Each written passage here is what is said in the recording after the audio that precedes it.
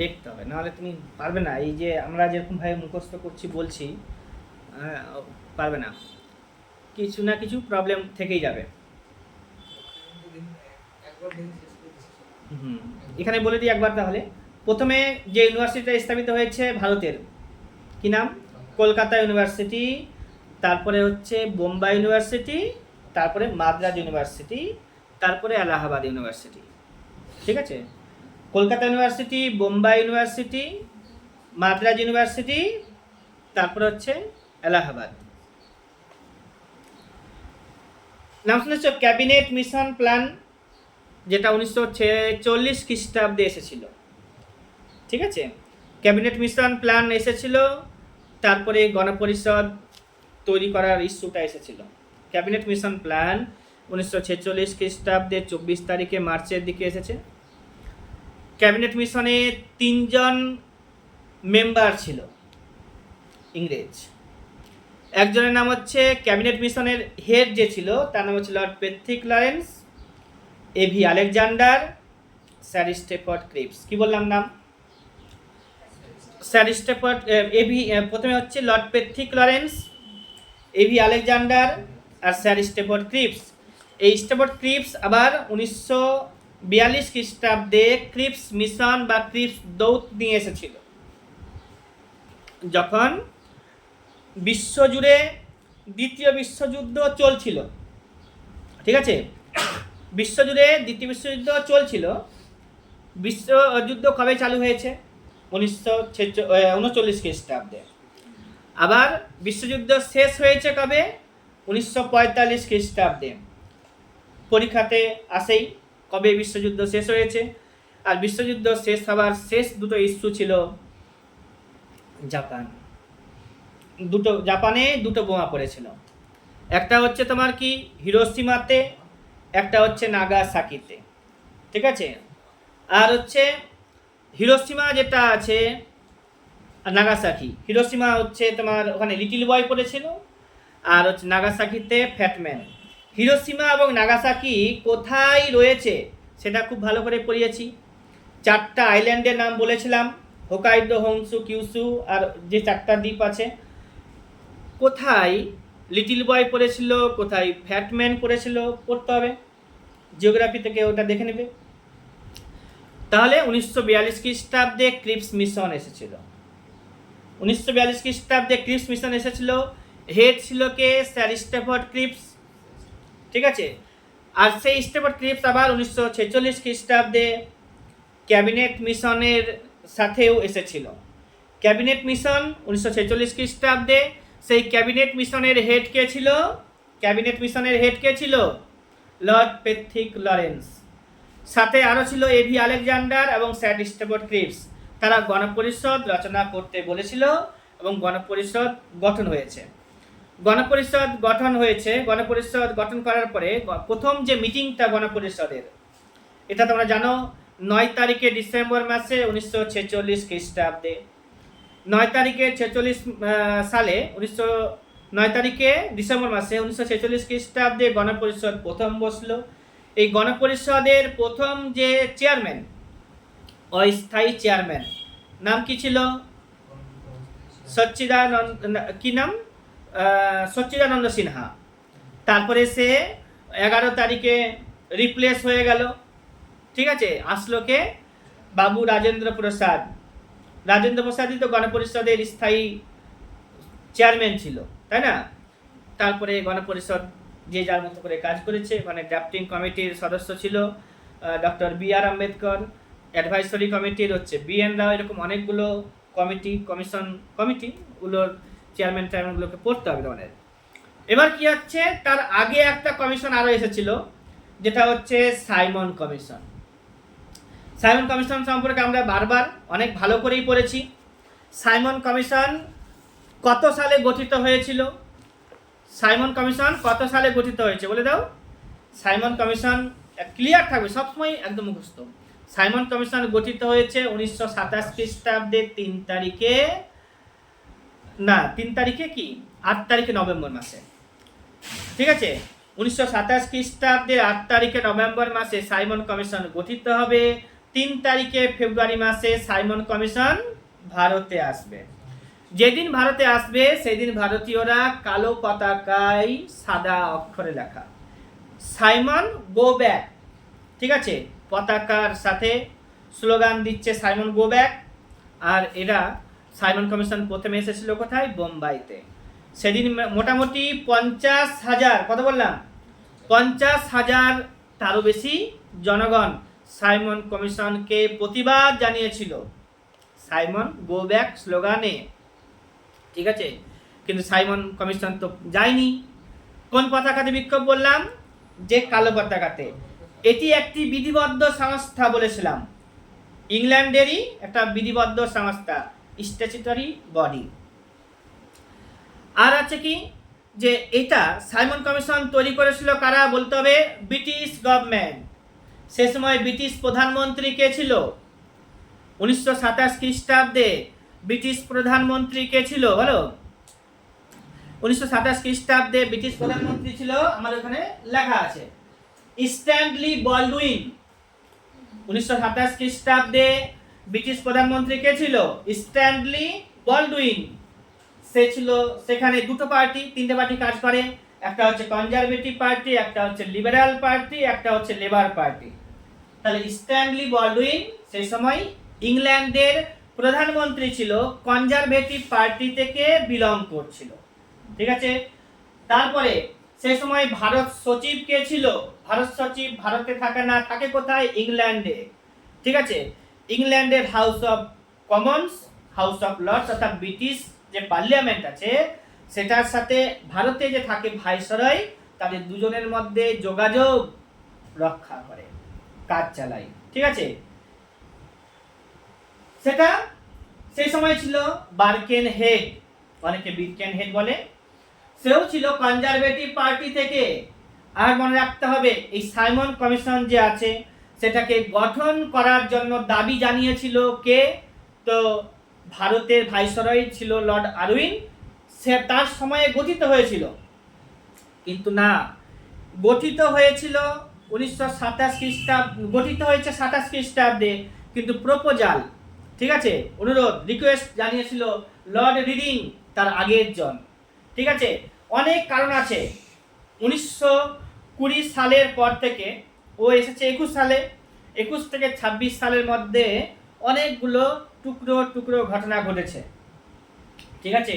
Kakori কনস্পিরাসি case বলো, তার বলশেভিকদের অর্থাৎ কমিউনিস্ট পার্টিদেরও আন্দোলন হয়েছে, একটা বলশেভিক কমিটি তৈরি হয়েছিল 1924 খ্রিস্টাব্দের দিকে, ওইটা আমি আন্দোলনের সময় পড়াবো।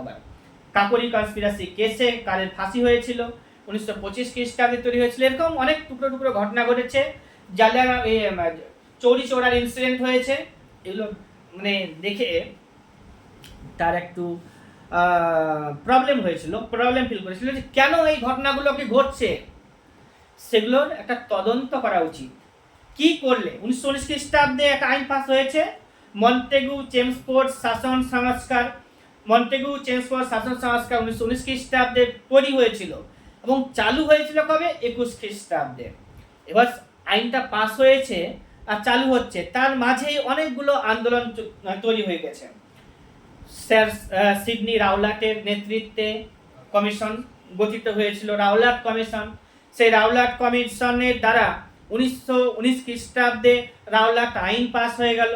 রাওলাট আইন যেই পাস হলো, গান্ধীজি, রাওলাট আইনটা একদমই কালা আইন নামে পরিচিত ছিল এবং কালা আইনই কালা আইন বা কালা কানুন, কারণ এখানে গ্রেপ্তার করা যেতে পারে এবং কতদিন তোমাকে গ্রেপ্তার করে রাখবে, 6 মাস 1 বছর, একটা অনির্দিষ্ট কাল পর্যন্ত তোমাকে গ্রেপ্তার করে রাখতে পারবে এবং আত্মপক্ষ সমর্থন করার জন্য তুমি আইনজীবী অ্যাপয়েন্টমেন্ট করতে পারবে না। এটা একটা কালা আইন, যার কারণে রাওলাট সত্যাগ্রহ চালু হয়েছে। তারপরে 1918 খ্রিস্টাব্দে কি হয়েছিল তোমার? প্রথম বিশ্বযুদ্ধ। 1914 খ্রিস্টাব্দে প্রথম বিশ্বযুদ্ধ চালু হয়েছে এবং 1918 খ্রিস্টাব্দে প্রথম বিশ্বযুদ্ধ শেষ হয়েছিল। সেই সময় যে তুরস্কের যে খলিফা, ঠিক আছে, তাকে বেশ কিছু অপমানজনক চুক্তি স্বাক্ষর করতে বাধ্য করেছিল ভার্সাই সন্ধির মাধ্যমে। 1918 খ্রিস্টাব্দে ভার্সাই সন্ধি হয়েছিল, যেটা ইসলাম ধর্মের যারা মানুষ আছে তারা তারা সেটাতে অপমান বোধ করেছিল বলে ওরা একটা আন্দোলন চালু করেছে, নাম হচ্ছে খিলাফত আন্দোলন। ঠিক আছে, খিলাফত আন্দোলন চালু হয়েছে। খিলাফত আন্দোলনের যে হেড, ভারতে চালু হয়েছে খিলাফত আন্দোলন, সেই খিলাফত কমিটি যে আছে তার হেড করেছিল গান্ধীজিকে। এবার গান্ধীজি করেছে। এবার হচ্ছে 1919 খ্রিস্টাব্দে একটা ঘটনা ঘটে গেছে, কি জালিয়ানওয়ালাবাগের হত্যাকাণ্ড।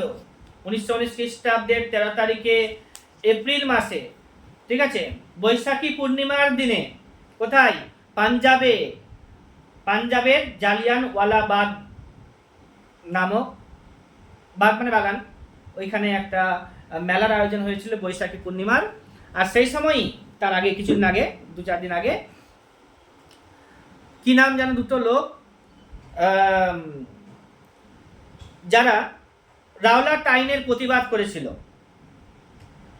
ডক্টর সত্যপাল এবং সৈফুদ্দিন কিচলু, এই দুজন ব্যক্তিকে গ্রেপ্তার করে নিয়েছিল এবং তাদেরকে মুক্তির জন্য মানুষেরা জড়ো হয়েছিল ওই বাগদাতে, এবং সেখানে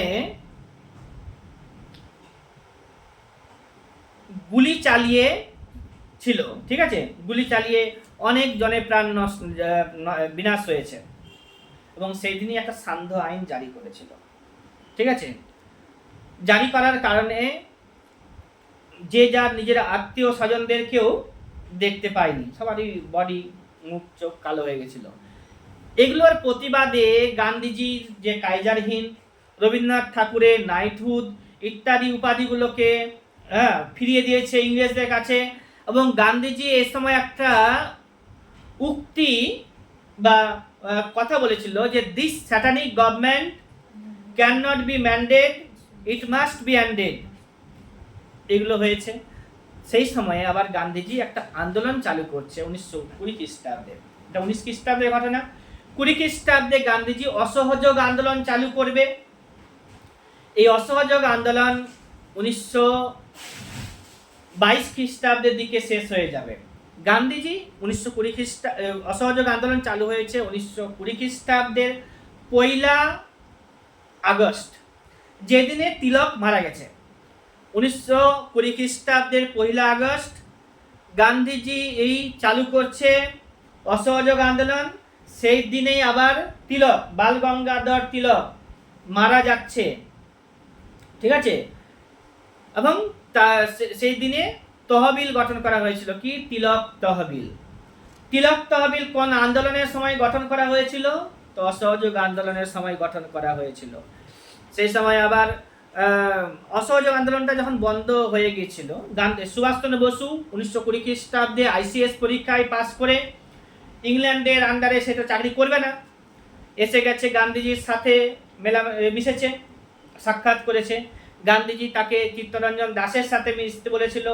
অসহযোগ আন্দোলন চলাকালীন তাকে মানে সুভাষচন্দ্র বসুকে বেশ কিছু দায়িত্ব দেওয়া হয়েছিল, সেই দায়িত্বগুলোকে সে সুনিপুণভাবে পালন করেছিল। অসহযোগ আন্দোলন বেশ ভালোভাবেই চলছিল। ঠিক আছে, এই মুহূর্তে গান্ধীজি কি করেছে?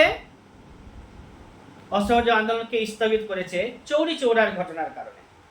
1922 খ্রিস্টাব্দে 4-5 তারিখে ফেব্রুয়ারি মাসে ঘটনাটা ঘটেছিল। 2-4-10 দিন পরে গান্ধীজি আন্দোলনটাকে বন্ধ করে দিয়েছে। এগুলো কেন হচ্ছে? কাকরি ট্রেন ডাকাইতি কেন হচ্ছে ইত্যাদি বিভিন্ন কারণ যাচাই করার জন্য একটা কমিশন বলে দিয়েছিল 1919 খ্রিস্টাব্দে আইনটা যে পাস হলো, এটা আগামী 10 বছর পরে একটা কমিশন তৈরি করা হবে। সেই কমিশনের নাম যে সাইমন কমিশন হবে এরকম কোনো কথা নেই। একটা কমিশন তৈরি করা হবে, সেই কমিশন দেখবে আইনটা কেমন আছে এবং আইনটা সুফল হয়েছে না কুফল হয়েছে, দেখার পরে একটা নতুন করে আবার কিছু তৈরি হবে। এবার লিডিং যেহেতু জানে যে 10 বছর পরে কমিশন গঠনের কথা বলা হয়েছিল, রিডিং আর এই ঘটনাগুলোকে দেখছে ইন্ডিয়াতে হচ্ছে, যার কারণে রিডিং প্রপোজাল পাঠাচ্ছে কোথায়?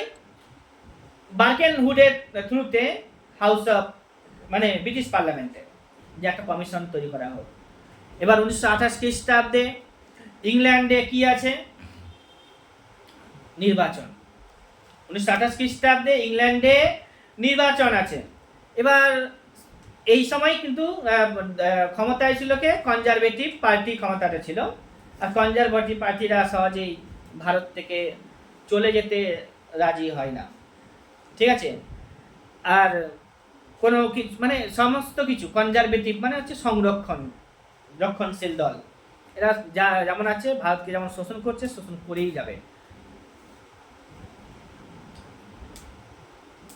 নির্বাচন হবে 28 খ্রিস্টাব্দে। তার আগে কিন্তু সাইমন কমিশন তৈরি করে দিয়েছে। নির্বাচন কমিশনে অপোজিশন পার্টি মানে আদার্স পার্টি এসে কি করবে না করবে তার জন্য আগে একটা কমিশন তৈরি করে দিয়েছে। কমিশনটা তৈরি হয়েছে লর্ড আরউইনের সময়ে। কিন্তু প্রপোজাল পাঠিয়েছিল রিডিং, আরউইন এর সময় হয়েছে। এবার কি হয়েছে? 7 জন মেম্বার বিশিষ্ট একটা কমিশন তৈরি হয়েছে। কোথায়? ইংল্যান্ডে। কি নাম তার? Simon commission. এই সাইমন কমিশনে যে 7 জন মেম্বার ছিল তাদের নাম পরীক্ষাতে আসে। হেড সাইমন কমিশন যে তৈরি হয়েছিল তার হেড হচ্ছে স্যার জন সাইমন। মনে রাখতে হবে স্যার জন সাইমন কিন্তু লিবারাল পার্টির থেকে বিলং করছে। কোন পার্টি বললাম? স্যার জন সাইমন হচ্ছে লিবারাল পার্টি। আর একজন আরো ছিল, দুজন ছিল অন্য party, labour party. Labour party থেকে 2 জন, লিবারাল পার্টি থেকে 1 জন, নাম হচ্ছে sir John Simon. Labour party থেকে 2 জন ছিল, তাদের মধ্যে একজন ক্লিমেন্ট অ্যাটলি। লেবার পার্টি বললাম, এই লেবার পার্টির ক্লিমেন্ট অ্যাটলি পরবর্তীতে যখন ভারত স্বাধীনতা লাভ করছে সেই সময় ইংল্যান্ডের প্রধানমন্ত্রী হয়েছিল। ক্লিমেন্ট অ্যাটলি 1946 খ্রিস্টাব্দে ব্রিটিশের মানে ইংল্যান্ডের কি হয়েছিল বললাম? প্রধানমন্ত্রী হয়েছিল, যে সময় ভারত স্বাধীনতা লাভ করেছিল। আর 4 জন ছিল কনজারভেটিভ পার্টি থেকে, ঠিক আছে? কনজারভেটিভ পার্টি থেকে 4 জন, লিবারাল পার্টি থেকে কত বললাম? 1 জন, আর হচ্ছে লেবার পার্টি থেকে ছিল 2 জন, টোটাল হচ্ছে 7 জন। কোনো ভারতীয় এখানে স্থান পায়নি বলে যার নাম হচ্ছে হোয়াইট কমিশন। কোনো ভারতীয় ছিল না বলে এটাকে হোয়াইট কমিশন বলছে। তাহলে হচ্ছে এটা তো এই কমিশনকে তৈরি করেছে কারা? ইংল্যান্ডরা, অর্থাৎ ব্রিটিশরা। তারপরে হচ্ছে কি কোনো ভারতীয় সেখানে ছিল না বলে এটাকে হোয়াইট কমিশন বলছি। বোম্বাইতে যেদিন প্রতিবাদ জানাচ্ছে 50,000 জন মেম্বার ছিল মানে সদস্য এখানে প্রেজেন্ট ছিল। এবার হচ্ছে সেই দিনটা কবে? এটা 3 তারিখে ফেব্রুয়ারি মাসে 1928 খ্রিস্টাব্দে। আর কি হয়েছে? বয়কট করছে, সাইমনকে বয়কট করেছে। সাইমন গো ব্যাক স্লোগান দিয়েছে, এরকমটা হয়েছে। কোনো মেম্বার ভারতীয় ছিল, কোনো ভারতীয় মেম্বার ছিল না। কিন্তু সেই সময় ব্রিটিশে পার্লামেন্ট আছে, 2টো কক্ষ আছে, একটা হচ্ছে হাউস অফ কমন্স, একটা হচ্ছে হাউস অফ লর্ডস। তো হাউস অফ কমন্সে আমাদের একজন ছিল আর হাউস অফ লর্ডসেও একজন ছিল। হাউস অফ কমন্সে কে ছিল? তো মিস্টার সাকালাটওয়ালা, এর আগেও বলেছি। আর হাউস অফ লর্ডসে ছিল লর্ড সিনহা, সত্যেন্দ্র প্রসন্ন সিনহা, ঠিক আছে? তো সত্যেন্দ্র প্রসন্ন সিনহা হাউস ওকে বলা হচ্ছে লর্ড সিনহা। সে ব্রিটিশ পার্লামেন্টের যেটা রাজ্যসভা অর্থাৎ হাউস অফ এল্ডার্স সেখানকার মেম্বার ছিল। আর হচ্ছে লর্ড সিনহা কিন্তু সাকালাটওয়ালা হাউস অফ কমন্স অর্থাৎ লোয়ার হাউসের মেম্বার ছিল, তাদেরকে নেওয়া হয়নি। এই সাইমন কমিশনকেও কিন্তু সাপোর্ট করেছে। কারা করেছে? জাস্টিস পার্টি আর ইউনিয়নিস্ট পার্টি। আর সেই সময়টাতে 1928 খ্রিস্টাব্দে মুসলিম লীগ 2টো দলে ভাগ হয়ে গেছিল। একটা দল সাপোর্ট করেছিল সাইমন কমিশনকে, আর একটা দল যেটাতে মোহাম্মদ আলী জিন্নাহ ছিল সেটা সাপোর্ট করেনি, অপোজ করেছে সাইমন কমিশনকে। আর হিন্দু মহাসভা অপোজ করেছে, আর কংগ্রেস তো অপোজ করবেই, ঠিক আছে? এইটুকুটা এখানে আছে। আর কি বললাম যেন, যে সেই সময় লর্ড বার্কেনহেড সে কে ছিল? যে ভারত সচিব ছিল। ভারত সচিবকে বার্কেনহেড। ব্রিটিশ পার্লামেন্ট সে সময় কে ছিল? স্ট্যানলি বলডুইন। পরবর্তীতে ইলেকশনটা যে হয়েছে 1928 খ্রিস্টাব্দে, সাইমন কমিশন তৈরি হয়েছে 27 খ্রিস্টাব্দে, ভারতে এসেছে 28 খ্রিস্টাব্দে, আর হচ্ছে রিপোর্ট জারি করছে কবে 1930 খ্রিস্টাব্দে। এই সাইমন কমিশনকে যখন বিরোধিতা করছে সেই সময়ে লাহোরে বিভিন্ন জায়গায় গেছে, লাহোরে গেছে, উত্তরপ্রদেশে গেছে, বোম্বাইতে গেছে, জওহরলাল নেহরুও মার খেয়েছে। যখন লাহোরে প্রতিবাদ জানাচ্ছিল সেই সময় আন্দোলনের সম্মুখ ভাগে অর্থাৎ পুরো ভাগে লালা লাজপত রায় উপস্থিত ছিল এবং লালা লাজপত রায়কে মারার জন্য আদেশ জারি করেছিল জেমস স্কট বলে একজন লোক সেই সময়। আর স্যান্ডার্স সহ স্যান্ডার্স সহ অন্যান্য পুলিশেরা লাঠিচার্জ করছিল জনগণের উপরে আন্দোলনের সামনের দিকে অর্থাৎ পুরো ভাগে লালা লাজপত রায় থাকায় এই স্যান্ডার্সের যে লাঠির আঘাত সেটা লালা লাজপত রায়ের মাথাতে পড়েছিল, ঠিক আছে। এবং লালা লাজপত রায় সেই তারিখটা হচ্ছে কত 1928 খ্রিস্টাব্দের 30 তারিখে অক্টোবর মাসে, 17 দিন পরে 17 days after the incident Lala Lajpat Rai মারা যাচ্ছে। আবার যে স্যান্ডার্স মেরেছিল লালা লাজপত রায়কে সেই স্যান্ডার্সকেও ছাড়া হয়নি। ডিসেম্বর মাসের 17 তারিখে স্যান্ডার্সকে হত্যা করা হচ্ছে, ঠিক আছে। এবার 1929 খ্রিস্টাব্দে 28 খ্রিস্টাব্দে ইলেকশন, 29 খ্রিস্টাব্দে সেই সময় স্যান্ডার্সকে যখন মারা হবে তখন প্রধানমন্ত্রী চেঞ্জ হয়ে গেছে, সেই সময় ব্রিটিশ প্রধানমন্ত্রী র্যামসে ম্যাকডোনাল্ড, ঠিক আছে। আর যখন গঠন হয়েছিল তখন ছিল কে স্ট্যানলি বলডুইন। প্রশ্ন ভিতর থেকে করলে আটকে যেতে পারো ভালো করে না পড়লে। এবার হচ্ছে কি এরা প্রতিবাদ করছে ভগৎ সিং, বটুকেশ্বর দত্ত, এরা আবার ওই 1929 খ্রিস্টাব্দে 8 তারিখ এপ্রিল মাসে সেন্ট্রাল অ্যাসেম্বলিতে বোম্বিং করবে, বিভিন্ন ধরনের প্রতিবাদ জানিয়েছে। বিরোধিতা কারা করেছিল সেটাও বলে দিয়েছি। এই যে লালা লাজপত রায় নিজেও কিন্তু নওজোয়ান ভারত সভা যে গঠিত হয়েছিল তার মেম্বার ছিল। নওজোয়ান ভারত সভা ভগৎ সিং এর তৈরি করা আছে, মেম্বার ছিল, সেখানকার বিরোধিতা করেছিল লালা লাজপত রায়, যাকে কি বললাম যেন পাঞ্জাব কেশরী, তাই না বলা হচ্ছে। আর এখানেও লিখে রেখেছি পাঞ্জাব কেশরী। আর বিরোধিতার দিনে প্রেজেন্ট থাকতে পারেনি ভগৎ সিং। তাহলে যে আরো কি ঘটনা ঘটতো জানি না।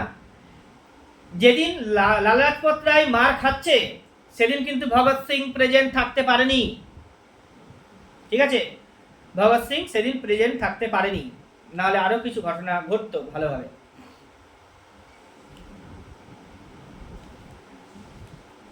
এবার কলকাতাতেও সাইমন কমিশনের বিরোধিতা হয়েছিল। কলকাতাতে যেদিন বিরোধিতা হয়েছিল সেদিন সুভাষচন্দ্র বসু আন্দোলন করেছে। লখনৌতে করেছিল জওহরলাল নেহরু, আবার গোবিন্দ বল্লভ পন্ত। গোবিন্দ বল্লভ পন্ত মানে পরে ইউপি হয়েছিল সে সময়টাতে। হ্যাঁ, যে ইউপির সিএম 1937 খ্রিস্টাব্দে জওহরলাল নেহরু এবং হচ্ছে গোবিন্দ বল্লভ পন্ত দুজনেই লখনৌতে বিরোধিতা করেছে। কার বিরোধিতা? সাইমন কমিশনের বিরোধিতা। এবার জওহরলাল নেহরু পরবর্তীতে কি কি হয়েছে আমাদের সবার জানা আছে, আবার পড়বো, আমরা আলোচনা করবো। কিন্তু গোবিন্দ বল্লভ পন্ত এরা দুজনে কিন্তু, জওহরলাল নেহরু কিন্তু মার খেয়েছে আর গোবিন্দ বল্লভ পন্ত কিন্তু মার খেয়েছিল। পরবর্তীতে গোবিন্দ বল্লভ পন্ত 1937 খ্রিস্টাব্দে যে ইলেকশনটা হয়েছিল সে সময় ওখানকার সিএম হয়েছে। এবার যারা যারা স্বাধীনতা সংগ্রামী ছিল এবং ইংরেজরা ধরে রেখেছিল গোবিন্দ বল্লভ পন্ত তাদেরকে মুক্তি দিয়েছিল, ছেড়ে দিয়েছিল। এবার আছে কি এখানে একটা লাইন লিখে রয়েছে স্টেটমেন্টের আকারে, 1919 খ্রিস্টাব্দে আইন পর্যবেক্ষণ করা এবং ভারতের ভবিষ্যৎ শাসনতান্ত্রিক সংস্কার সম্বন্ধে প্রস্তাব দেওয়া। তাহলে 1919 খ্রিস্টাব্দের আইন যেটাকে পর্যবেক্ষণ করার জন্য এবং ভারতের ভবিষ্যৎ শাসনতান্ত্রিক যে সংস্কার সেটার প্রস্তাব দেবে, এর জন্য 10 বছর পরে একটা কমিশন তৈরি করা হবে বলেছিল। কিন্তু 1929 খ্রিস্টাব্দের 28 খ্রিস্টাব্দের শেষে 29 খ্রিস্টাব্দের শুরুতেই ইলেকশন হয়েছিল, এবং ইলেকশনে যে কনজারভেটিভ পার্টির ভয়াবহ আশঙ্কা ছিল, এবং ওরা বুঝে যাচ্ছিল যে লেবার পার্টি হয়তো জয়লাভ করে যাবে, যার কারণে কমিশনটাকে আগে তোলা হয়েছিল। ঠিক আছে, সে সময় ব্রিটিশ প্রাইম মিনিস্টার কে ছিল জানো? ভারত সচিব ছিল বার্কেনহেল, আর ব্রিটিশ প্রাইম মিনিস্টার স্ট্যানলি বলডুইন ওকে দিয়ে এই কমিশনটাকে তৈরি করে নিয়েছিল। আর লর্ড আরউইন কোনো ভারতীয়কে না দেওয়ার, ও হ্যাঁ,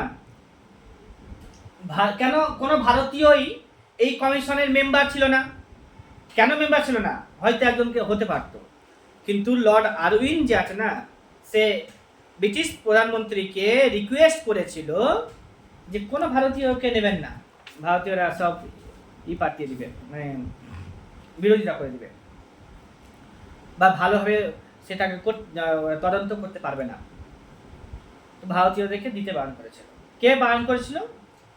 রিকোয়েস্টটা কে জানিয়েছিল? রিডিং না, যার সময় গঠিত হয়েছিল সে লর্ড আরউইন। সাইমন কমিশনের জন্য রিকোয়েস্ট হচ্ছে রিডিং, গঠন হয়েছিল আরউইনের সময়ে। আর আরউইন বলেছিল কোনো ভারতীয়কে নেবেন না, আরউইন বলেছে কোনো ভারতীয়কে নেবেন না। 1919 খ্রিস্টাব্দে রাওলাটাইন আর জালিয়ানওয়ালাবাগের হত্যাকাণ্ডে যেমন প্রবল ঝড়ের সূচনা হয়েছিল, ঠিক আছে, 1919 রাওলাটাইনের তো প্রতিবাদ হয়েছে, জালিয়ানওয়ালাবাগের হত্যাকাণ্ড হয়েছিল, তারও বিরোধিতা আমরা করেছি। এবার যে সূচনাটা হয়েছিল 1927 খ্রিস্টাব্দে, আরও একটা, ইংরেজরা ভুল করেই যাচ্ছে একের পরে এক, কি করছে, আজ রাওলাটাইন পাস করে দিয়েছেন, নাহলে আরো কিছুদিন শাসন করতে পারতো, রাওলাটাইন উঠ করে পাস করে দিয়েছে। এতে কি হলো, মানে বিরোধিতা হলো, সরকারের অ্যাগেনস্টে লোক কথা বলছে। জালিয়ানওয়ালা হত্যাকাণ্ড হলো, সেখানেও ঘটেছে, হঠাৎ করে আবার সাইমন কমিশন তৈরি করে দিয়েছে। ওই জন্য একটা লাইন লিখেছি যে 1919 খ্রিস্টাব্দের রাওলাটাইন আর জালিয়ানওয়ালা হত্যাকাণ্ডে যেমন ভারতে প্রবল ঝড়ের সূচনা হয়েছিল, ঠিক তেমনি 1927 খ্রিস্টাব্দে এই সরকারি ঘোষণাটা, সাইমন কমিশন গঠনের সরকার ঘোষণাটা ভারতে যে জনগণ আছে তাদের মনে প্রবল ঝড়ের সূচনা করেছে, এবং দেশ জুড়ে প্রবল আন্দোলন দেখা দিয়েছিল। সাইমন কমিশন দেখেছি আমরা যে আগে কি হয়েছে, জালিয়ানওয়ালা হত্যাকাণ্ড একটা জায়গাতে, একটা স্টেটে সীমাবদ্ধ ছিল। রাওলাটাইন খুব বেশি, রাওলাটের বিরোধিতা করেছিলাম আমরা, খুব বেশি করিনি, গান্ধীজিকে কেন্দ্র করে হয়েছে। কিন্তু এবার ভারতের স্টেটে স্টেটে, প্রদেশে আন্দোলন হতে দেখা গেছে। লাহোরে দেখা গেছে, বোম্বাইতে দেখা গেছে, ইউপিতে দেখা গেছে, কলকাতাতে দেখা গেছে, বিভিন্ন জায়গায় আন্দোলন করেছি আমরা, দেশ জুড়ে প্রবল আন্দোলন দেখা দিল। অধ্যাপক এবি কিট বলেছে, জওহরলাল নেহরু আর সুভাষচন্দ্র বসুর নেতৃত্বে পরিচালিত আন্দোলনে শঙ্কিত হয়ে নির্ধারিত সময়ের পূর্বেই এই কমিশনটা গঠিত হয়েছে। কিট বলছে যে এই কমিশনটা, আমরা এতক্ষণ পড়লাম কি, যে কেন সাইমন কমিশনটা 2 বছর আগে তৈরি করা হলো, অন্য একটা গল্প বলেছি। এখন কিট বলছে যে না, এই সময় দুজন তরুণ তুর্কি এসে গেছে, কে, একটা জওহরলাল নেহরু, একটা হচ্ছে সুভাষচন্দ্র বসু। এদের যে আন্দোলনের পদ্ধতি আলাদা, সেটাতে ইংরেজরা ভয় পেয়েছে বলেই কিন্তু কমিশনটা একটু আগেই তৈরি করে দিয়েছিল। এবার হচ্ছে কি, সাইমন কমিশন তৈরি হয়েছে, প্রতিক্রিয়া কি, ওটাকে আমি একটু আরো স্পেসিফিক বলেছি যে অল হোয়াইট কমিশন, অর্থাৎ সকলেই সাদা মানুষ ছিল এখানে থাকায় ভারতীয় নেতারা অপমান বলে এটা বিরোধিতা করেছিল, যে ভারতীয়দেরকে অপমান করে এটা সাদা সব মানে সমস্ত সাদা মানুষকে নিয়ে। ভারতীয়দের সংবিধান তৈরির দায়িত্ব কাদের? ভারতীয়দের। ভারতের সংবিধান তৈরি করার দায়িত্ব কার? ভারতীয়দের। এবার হচ্ছে সাইমন কমিশনে সবাই সাদা, অর্থাৎ বিদেশি কেউ এসে ভারতের পার্টি তৈরি মানে ভারতের সংবিধান তৈরি করে দিয়ে হবে। বলেছিল না এটা সংবিধান তৈরি করার জন্য একটা কমিশন, সংবিধান ভারতের ভবিষ্যৎ সংবিধান কি হবে তার জন্য এই কমিশন। তো ভারতের সংবিধান তৈরি করবে কারা? ভারতীয়রা, যেটা আমরা 1946 খ্রিস্টাব্দ থেকে শুরু করেছিলাম, 49-50 সাল পর্যন্ত লিখেছি, এটা অপমানিত। এটা এবং বয়কটের আহ্বান জানা, বলছি না আমরা সাইমন কমিশনকে চাই না, সাইমন কমিশনকে বয়কট করব। এবার হচ্ছে কি নরমপন্থী লিবারাল ফেডারেশনরাও এটার চরমপন্থীরা তো বিরোধিতা করবেই, নরমপন্থীরাও বলছে এবার না এগুলোকে রাখা যাবে না, সাইমন কমিশনকে বিরোধিতা করতেই হবে। ভারতের ভবিষ্যৎ সংবিধান কি হবে সেটা নিয়ে ইংরেজরা এসে তৈরি করে দিয়ে হবে, ফিক্স করে যাবে, আমরা করব। কংগ্রেস সভাপতি সে সময় ছিল শ্রীনিবাস আয়েঙ্গার। 14 তারিখে নভেম্বর মাসে, ঠিক আছে, 3 তারিখে নভেম্বর মাসে শুরু হয়ে গেছে কিন্তু, এবার 14 তারিখে নভেম্বর মাসে এই কমিশনটাকে বয়কটের আহ্বান জানানো হলো। কে করেছিল এটা? শ্রীনিবাস আয়েঙ্গার। মনে থাকবে, ভারতের জন্য সংবিধান রচনার একমাত্র অধিকারী ভারতীয়রা, কোনো বিদেশি না। এটা এ বলেছে, শ্রীনিবাস আয়েঙ্গার বলেছে। ভারতের সংবিধান রচনা করার জন্য একমাত্র অধিকারী কারা? বলো, ভারতীয়রা। এবার হচ্ছে কি সাইমন কমিশন তৈরি হয়েছে, তোমাকে পড়ালাম একটু আগে। 1946 খ্রিস্টাব্দের ক্যাবিনেট মিশন, 1942 খ্রিস্টাব্দে ক্রিপস মিশন, 1927 খ্রিস্টাব্দে সাইমন কমিশন। এর আগেও আমরা 3খানা কমিশন তোমাদেরকে একবার পড়িয়েছিলাম। 1926 খ্রিস্টাব্দে লিনলিথগো কমিশন, এটা এগ্রিকালচারের উপরে কথা বলেছিল। তারপরে হচ্ছে কি মুডিম্যান কমিশন তৈরি করেছিলাম তারও আগে, 1924 খ্রিস্টাব্দে সাইমন কমিশনের মতোই এই কমিশনটা সংবিধানযুক্ত কমিশন ছিল। আর লি কমিশন করেছিলাম তারও আগে, 1 বছর আগে, 1923 খ্রিস্টাব্দে। কমিশনগুলো মনে রাখতে হবে, লি কমিশন 23 খ্রিস্টাব্দে, মুডিম্যান কমিশন 24 খ্রিস্টাব্দে, লিনলিথগো কমিশন 26 খ্রিস্টাব্দে, সাইমন কমিশন 27 খ্রিস্টাব্দে। এবার হচ্ছে 42 খ্রিস্টাব্দে ক্রিপস মিশন, 46 খ্রিস্টাব্দে ক্যাবিনেট মিশন। হলো না? থাকবে মনে 6টা জিনিস রাখবে। এবার হচ্ছে এই কমিশন চলছে, সাইমন কমিশন। এবার হচ্ছে কি এ সময়ে নেহেরু রিপোর্ট তৈরি করা হবে। সাইমন কমিশন ইংরেজরা সাইমন কমিশনের রিপোর্ট তৈরি করছে ইংরেজরা। আর নেহেরু কমিটি গঠন করা হয়েছিল 1928 খ্রিস্টাব্দে দিল্লিতে সর্বদলীয় বৈঠক হয়ে। হ্যাঁ, নেহেরু কমিটি তৈরি করা হয়েছিল, সেই নেহেরু কমিটিতে মতিলাল নেহেরু হেড ছিল এবং নেহেরু রিপোর্ট তৈরি করা হয়েছে। ঠিক আছে, নেহেরু রিপোর্টটা আমি আবার পরে বলবো। এবার শুধুমাত্র এখানে মনে রাখবি জাস্ট নেহেরু রিপোর্ট হচ্ছে 1928 খ্রিস্টাব্দে, নেহেরু কমিটি 28 খ্রিস্টাব্দে, দিল্লিতে সর্বদলীয় বৈঠক হয়েছিল 1928 খ্রিস্টাব্দে। 1928 খ্রিস্টাব্দে জাতীয় কমিশনের চেয়ারম্যান ছিল নেহেরু, মতিলাল নেহেরু। 1929 খ্রিস্টাব্দে পূর্ণ স্বরাজের দাবি তোলা হয়েছিল, পরীক্ষাতে খুব আসে, লাহোরে হয়েছিল না? সেই সময়ে চেয়ারম্যান কে ছিল? জওহরলাল নেহেরু। 1930 খ্রিস্টাব্দে কি হয়নি? 1930 খ্রিস্টাব্দে জাতীয় কংগ্রেসের অধিবেশন হয়নি। 1931 খ্রিস্টাব্দে জাতীয় কংগ্রেসের অধিবেশন বসেছিল করাচিতেই তো। সর্দার বল্লভভাই প্যাটেল সেই সময় চেয়ারম্যান ছিল। মৌলিক অধিকারের ব্যাপারে আলোচনা করা হয়েছে, ডিপিএসপির উপরে আলোচনা করা হয়েছে, অর্থনৈতিক স্বাধীনতার উপর আলোচনা করা হয়েছে, মানে ইকোনমিক ইন্ডিপেন্ডেন্টের স্বাধীনতার উপর আলোচনা করা হয়েছে। তারপরে হচ্ছে তোমার কি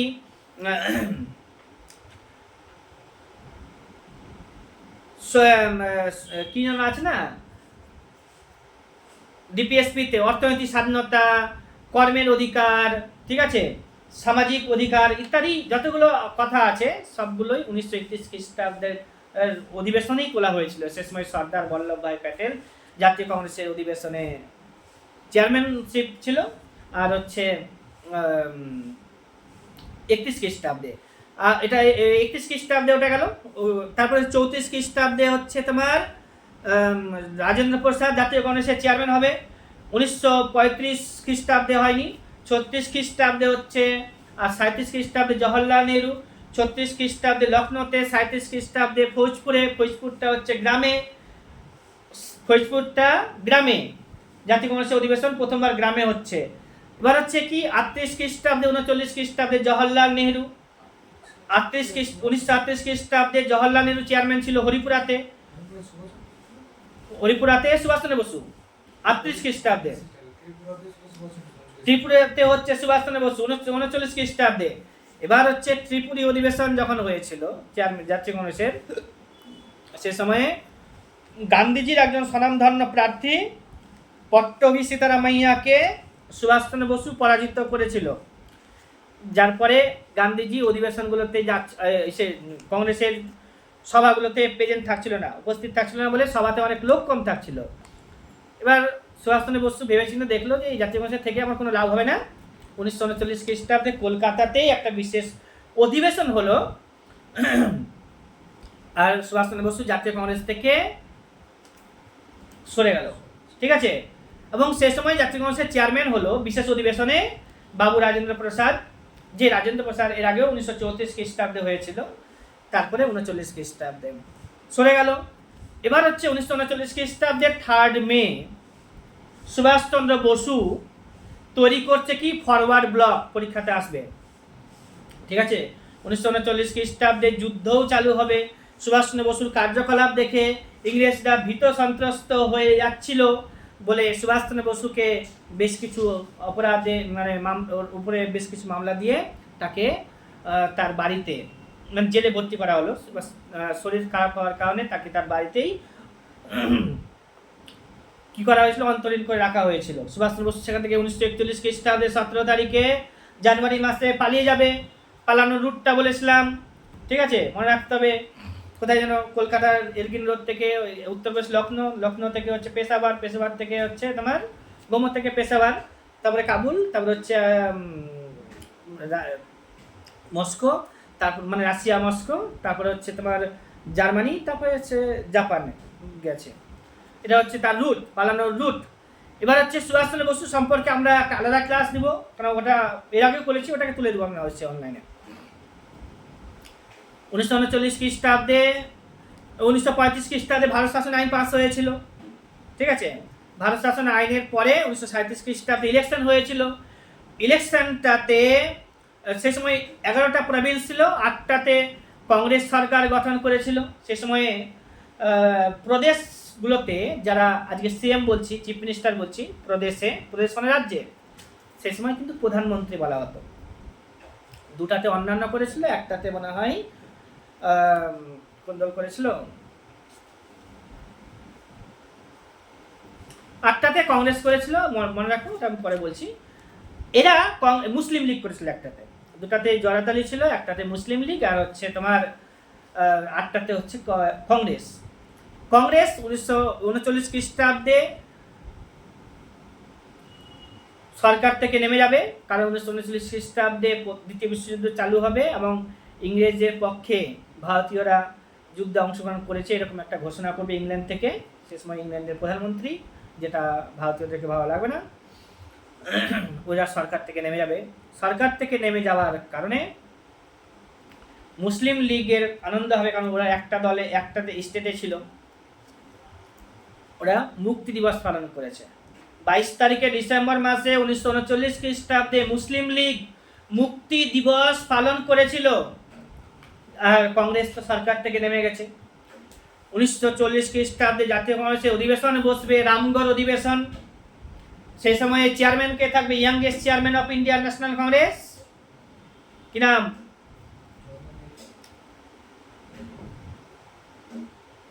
মৌলানা Abul Kalam Azad, youngest chairman of Indian National Congress, ঠিক আছে।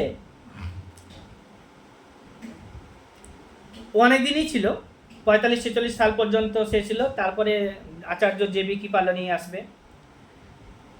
ভারত যখন স্বাধীনতা লাভ করেছিল তখন আচার্য জেবি কৃপালনি জাতীয় কংগ্রেসের চেয়ারম্যান ছিল, তাই না। এবার এই যে 40 খ্রিস্টাব্দতে রামগড়ে জাতীয় কংগ্রেসের অধিবেশন বসছে। তারপরে রামগড়ে মার্চ প্রপোজাল রামগড়ে না, মার্চ প্রপোজাল, যাচ্ছি কংগ্রেসের তরফ থেকে মার্চ প্রপোজাল দেওয়া হবে ইংরেজদেরকে। মার্চ প্রপোজালের বিষয়গুলোকে পড়তে হবে, ওটা আমার লেখা আছে, পড়ে নিবে। ইংরেজদের তরফ থেকে আসবে আগস্ট প্রপোজাল। 1940 খ্রিস্টাব্দে ভারতীয়দের তরফ থেকে ইংরেজদেরকে মার্চ প্রপোজাল দেওয়া হবে। এবার হচ্ছে আগস্ট প্রপোজাল তারা রিপ্লাই করে দেবে আগস্ট মাসে 1940 খ্রিস্টাব্দে।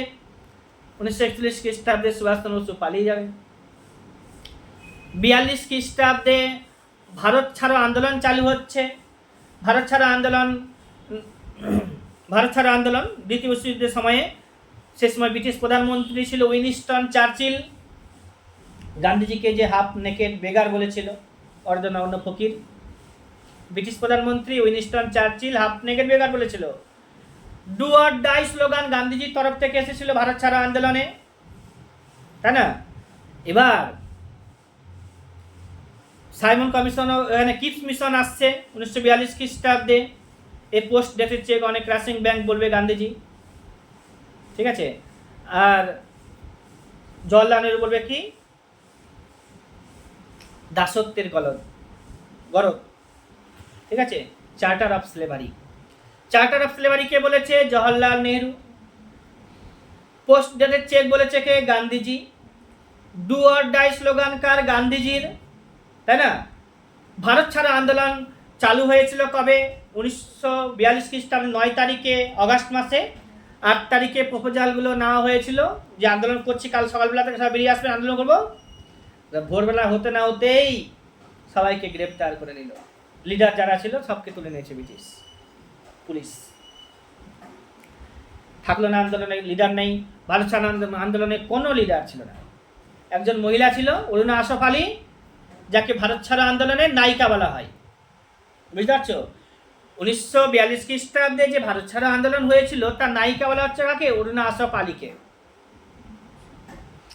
অরুণা আসফ আলীকে ভারত ছাড়ো আন্দোলনের নায়িকা বলা হচ্ছে। অনেক আন্দোলন, এবার হচ্ছে ওখানে যারা আন্দোলন করেছিল, অনেক আন্দোলন। 1920 খ্রিস্টাব্দে অসহযোগ আন্দোলন দেখেছি, 1905 খ্রিস্টাব্দের পরে বয়কট আন্দোলন দেখেছি, ঠিক আছে। তারপরে 1919 খ্রিস্টাব্দে খিলাফত আন্দোলন দেখেছি, 1930 খ্রিস্টাব্দে আইন অমান্য আন্দোলন দেখেছি, এত আন্দোলন দেখেছি। সব আন্দোলনের থেকে বেশি মানুষ, ওমেন্স, স্টুডেন্টস বেশি যোগদান করেছে 1942 খ্রিস্টাব্দের আন্দোলনে। ওখানে ওই আন্দোলনটা 1942 খ্রিস্টাব্দে আন্দোলনটা সংগঠনের মাধ্যমে চালানো সম্ভব হয়নি। কোনো সংগঠন নেই যে আন্দোলনটাকে ঠিকঠাক মতো এগিয়ে নিয়ে যাবে, চালাবে। মানুষ নিজের তাগিদে আন্দোলন করছে, স্বতঃস্ফূর্ত হবে। কিন্তু 1920 খ্রিস্টাব্দে অসহযোগ আন্দোলনের লিডার ছিল গান্ধীজি। 1930 খ্রিস্টাব্দে আইন অমান্য আন্দোলনের লিডার ছিল গান্ধীজি, তাকে বেশ করে আন্দোলন চলেছে, কিন্তু ওই আন্দোলনে লিডার নেই। আন্দোলনটাকে চালিয়েছিল শুধুমাত্র একজন, যে তাদেরকে ভারত ছাড়ো আন্দোলনের নায়িকা বলা হচ্ছে। নাম কি? অরুণা আসফ আলীকে ভারত ছাড়ো আন্দোলনের নায়িকা বলা হচ্ছে। এবার মাঝখানে 30 খ্রিস্টাব্দে ঘটনাগুলো বলে দিই। 1930 খ্রিস্টাব্দে আইন অমান্য আন্দোলন চালু হবে একদিকে। আইন অমান্য আন্দোলনে ডান্ডি মার্চের ব্যাপার আছে। ডান্ডি মার্চ চালু হয়েছিল কবে? 1930 খ্রিস্টাব্দের 12 তারিখে মার্চ মাসে। কোথা থেকে ডান্ডি? সবরমতী টু ডান্ডি। কোথায় বললাম? সবরমতী থেকে ডান্ডিতে যাওয়া হয়েছিল। 25 দিন সময় লেগেছিল। 12 মাস থেকে 25 দিন যোগ করলে কত হবে? এপ্রিল মাসের 5 তারিখে সন্ধ্যার সময় তারা ওখানে পৌঁছেছিল, ঠিক আছে। আর তারপরে ওইখানে যে ডান্ডিতে জল তুলে, সমুদ্র থেকে জল তুলে গান্ধী যে আইন অমান্য আন্দোলন করেছিল, আইন অমান্য আন্দোলনের জন্য একটা ছোট্ট 10 মিনিটের ক্লাস থাকবে, যেখানে আইন অমান্য আন্দোলনকে ভালো করে বলে দেবো, ঠিক আছে। আইন আন্দোলন ওখানে ভালো করে বলতে হবে কি, যে কোথায় কোথায় আন্দোলন হয়েছে, লিডার কে কোথায় ছিল। দক্ষিণ ভারতে কে লিডারশিপ করেছে, গুজরাটে কে লিডারশিপ করেছে, আরো কোথায় আন্দোলনগুলো দেখা দিয়েছিল, কারা করেছে। তো আইন অমান্য আন্দোলনের প্রথম ফেজ এবং দ্বিতীয় ফেজ। প্রথম ফেজ হচ্ছে তোমার কি, 1930 খ্রিস্টাব্দে ইংল্যান্ডে আবার গোল টেবিল বৈঠক বসেছে। 1930 খ্রিস্টাব্দে ইংল্যান্ডে আবার গোল টেবিল বৈঠক বসেছে। সেই গোল টেবিল বৈঠকে ভারতীয়রা যোগদান করেনি, এই বলছি জাতীয় কংগ্রেস যোগদান করেনি, যোগদান করেছিল সেখানে কে? মুসলিম লীগ। যোগদান করেছিল কে? ডিপ্রেস ক্লাসের লোকেরা। বি আর আম্বেদকর 3টা গোল টেবিল বৈঠকে প্রেজেন্ট ছিল। কি বললাম? বি আর আম্বেদকর 1930 খ্রিস্টাব্দে প্রথম গোল টেবিল বৈঠক, 1931 খ্রিস্টাব্দে দ্বিতীয় গোল টেবিল বৈঠক, 1933 খ্রিস্টাব্দে ভুল বললাম, 30, 31, 32, 1930 খ্রিস্টাব্দে প্রথম গোল টেবিল বৈঠক, 1931 খ্রিস্টাব্দে দ্বিতীয় গোল টেবিল বৈঠক, 1932 খ্রিস্টাব্দে হচ্ছে তৃতীয় গোল টেবিল বৈঠক। প্রথম যে গোল টেবিল বৈঠকটা ছিল সেখানে 87 ডেলিগেটস প্রেজেন্ট ছিল। কত বললাম? 87 ডেলিগেটস প্রেজেন্ট ছিল প্রথম গোল টেবিল বৈঠকে, ফার্স্ট রাউন্ড টেবিল কনফারেন্স। দ্বিতীয় গোল টেবিল বৈঠক হয়েছে, সেখানে অনেক জন প্রেজেন্ট ছিল। সেই সময়ে দ্বিতীয় গোল টেবিল বৈঠকে বি আর আম্বেদকরকেও দেখতে পাবো, আবার গান্ধীজিকেও দেখতে পাবো। ঠিক আছে, দুজনের মধ্যে বিরোধিতা শুরু হয়েছিল বলে দ্বিতীয় আর ইংরেজরা সেটা সুযোগ নিয়েছিল। গোল টেবিল বৈঠককে ছেড়ে টেড়ে গান্ধীজি বেরিয়ে চলে আসলো ভারতে। এসে কোনো গান্ধীজি দ্বিতীয় গোল টেবিল বৈঠকে যোগদান করার পূর্বে গান্ধীর সঙ্গে আরউইনের 1931 খ্রিস্টাব্দে 5 তারিখে মার্চ মাসে 1931 খ্রিস্টাব্দে 5 তারিখে মার্চ মাসে চুক্তি হয়েছে। কি চুক্তি? গান্ধী আরউইন চুক্তি।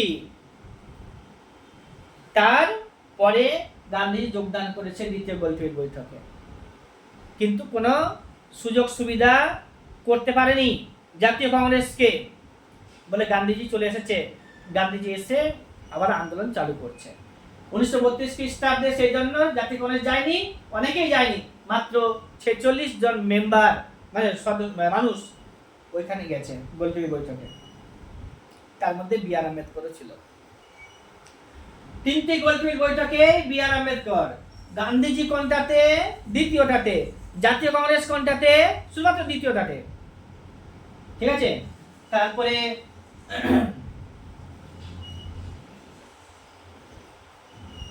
সিভিল ডিসঅবিডিয়েন্স মুভমেন্ট আবার চালু করা হবে। সিভিল ডিসঅবিডিয়েন্স মুভমেন্ট মানে আইন অমান্য আন্দোলন 34 সাল পর্যন্ত চলেছিল। কত বললাম? 1934 সাল পর্যন্ত আইন অমান্য আন্দোলন চলেছে। এখানে অনেক কিছু আছে। গান্ধীজির সম্পর্কে একটু এখানে আলোচনা করে নি। যে গান্ধীজি জানোই তোমরা যে 1915 খ্রিস্টাব্দে ভারতে এসেছে। গান্ধীজি সম্পর্কে আমাদের অনেক লেখালেখি করা আছে, সবই তো আমরা করবো না। তার ধরো অরিজিনাল নেম সবাই জানো, কিছু কিছু পরীক্ষা আছে অরিজিনাল নেম হয়তো জিজ্ঞেস করবে। কি নাম? মোহনদাস করমচাঁদ গান্ধী। তবে সবাইকে আমাদের জানতে হবে, সবাই জানে এটা। তার হচ্ছে বাবার নাম কি ছিল, তার মায়ের নাম কি ছিল, তার জন্ম সাল কত।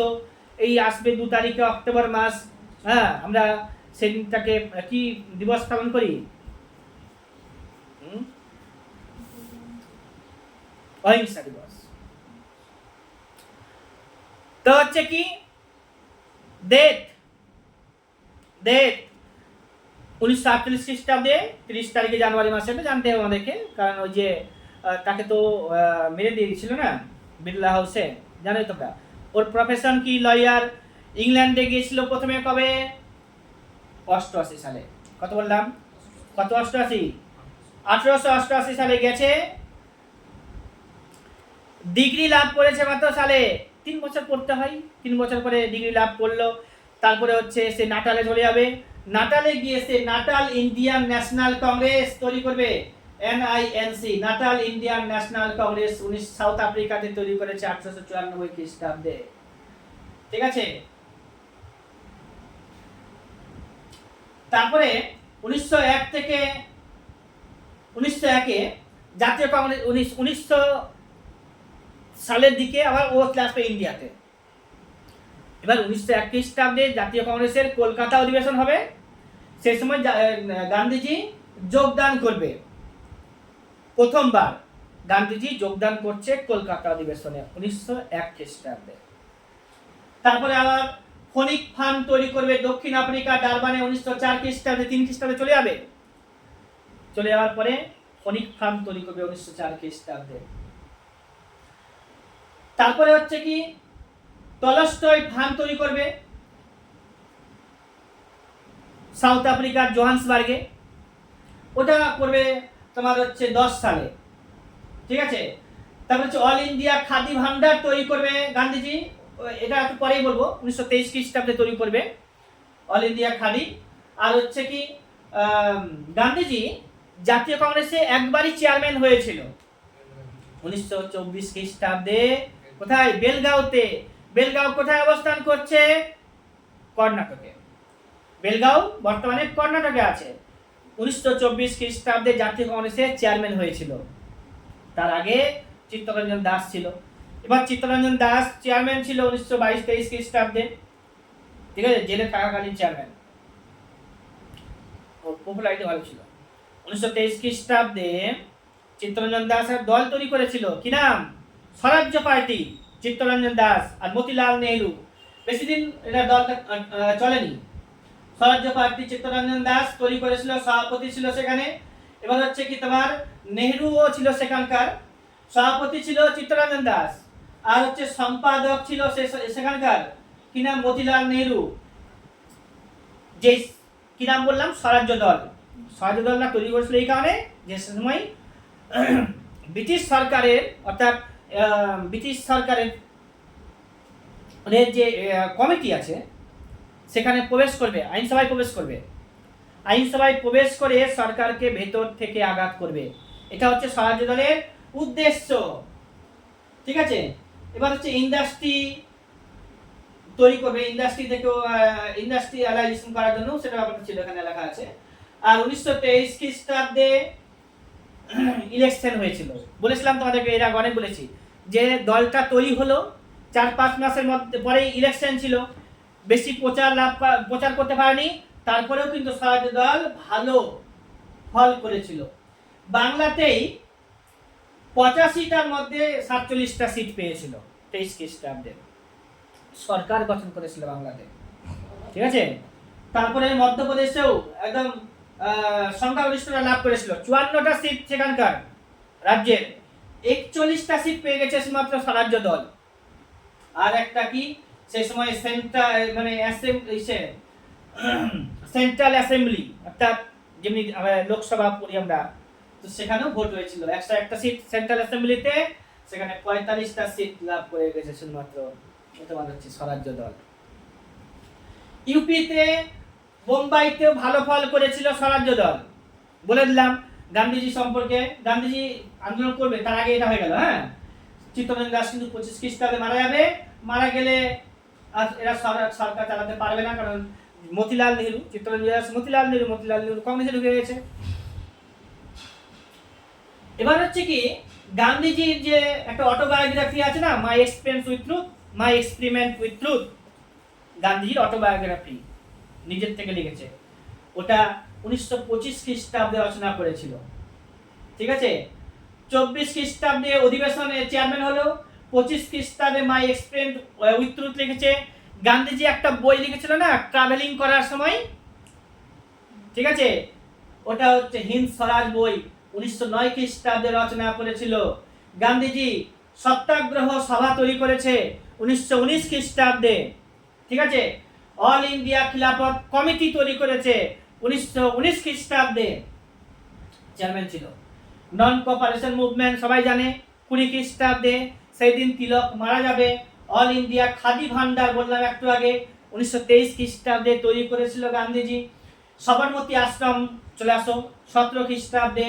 এবার হচ্ছে কি সিভিল ডিসঅবিডিয়েন্স মুভমেন্ট তো করবেই তোমার, যে 1930-34 খ্রিস্টাব্দে 11 দফা দাবি গান্ধীজি ছিল।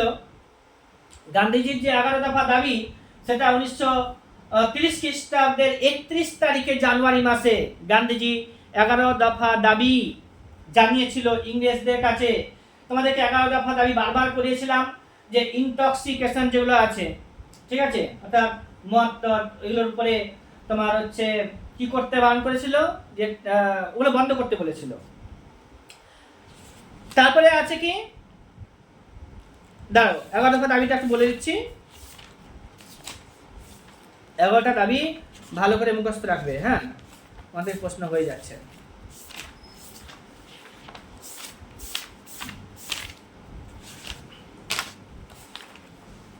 বাইরে গিয়ে পড়বে তো,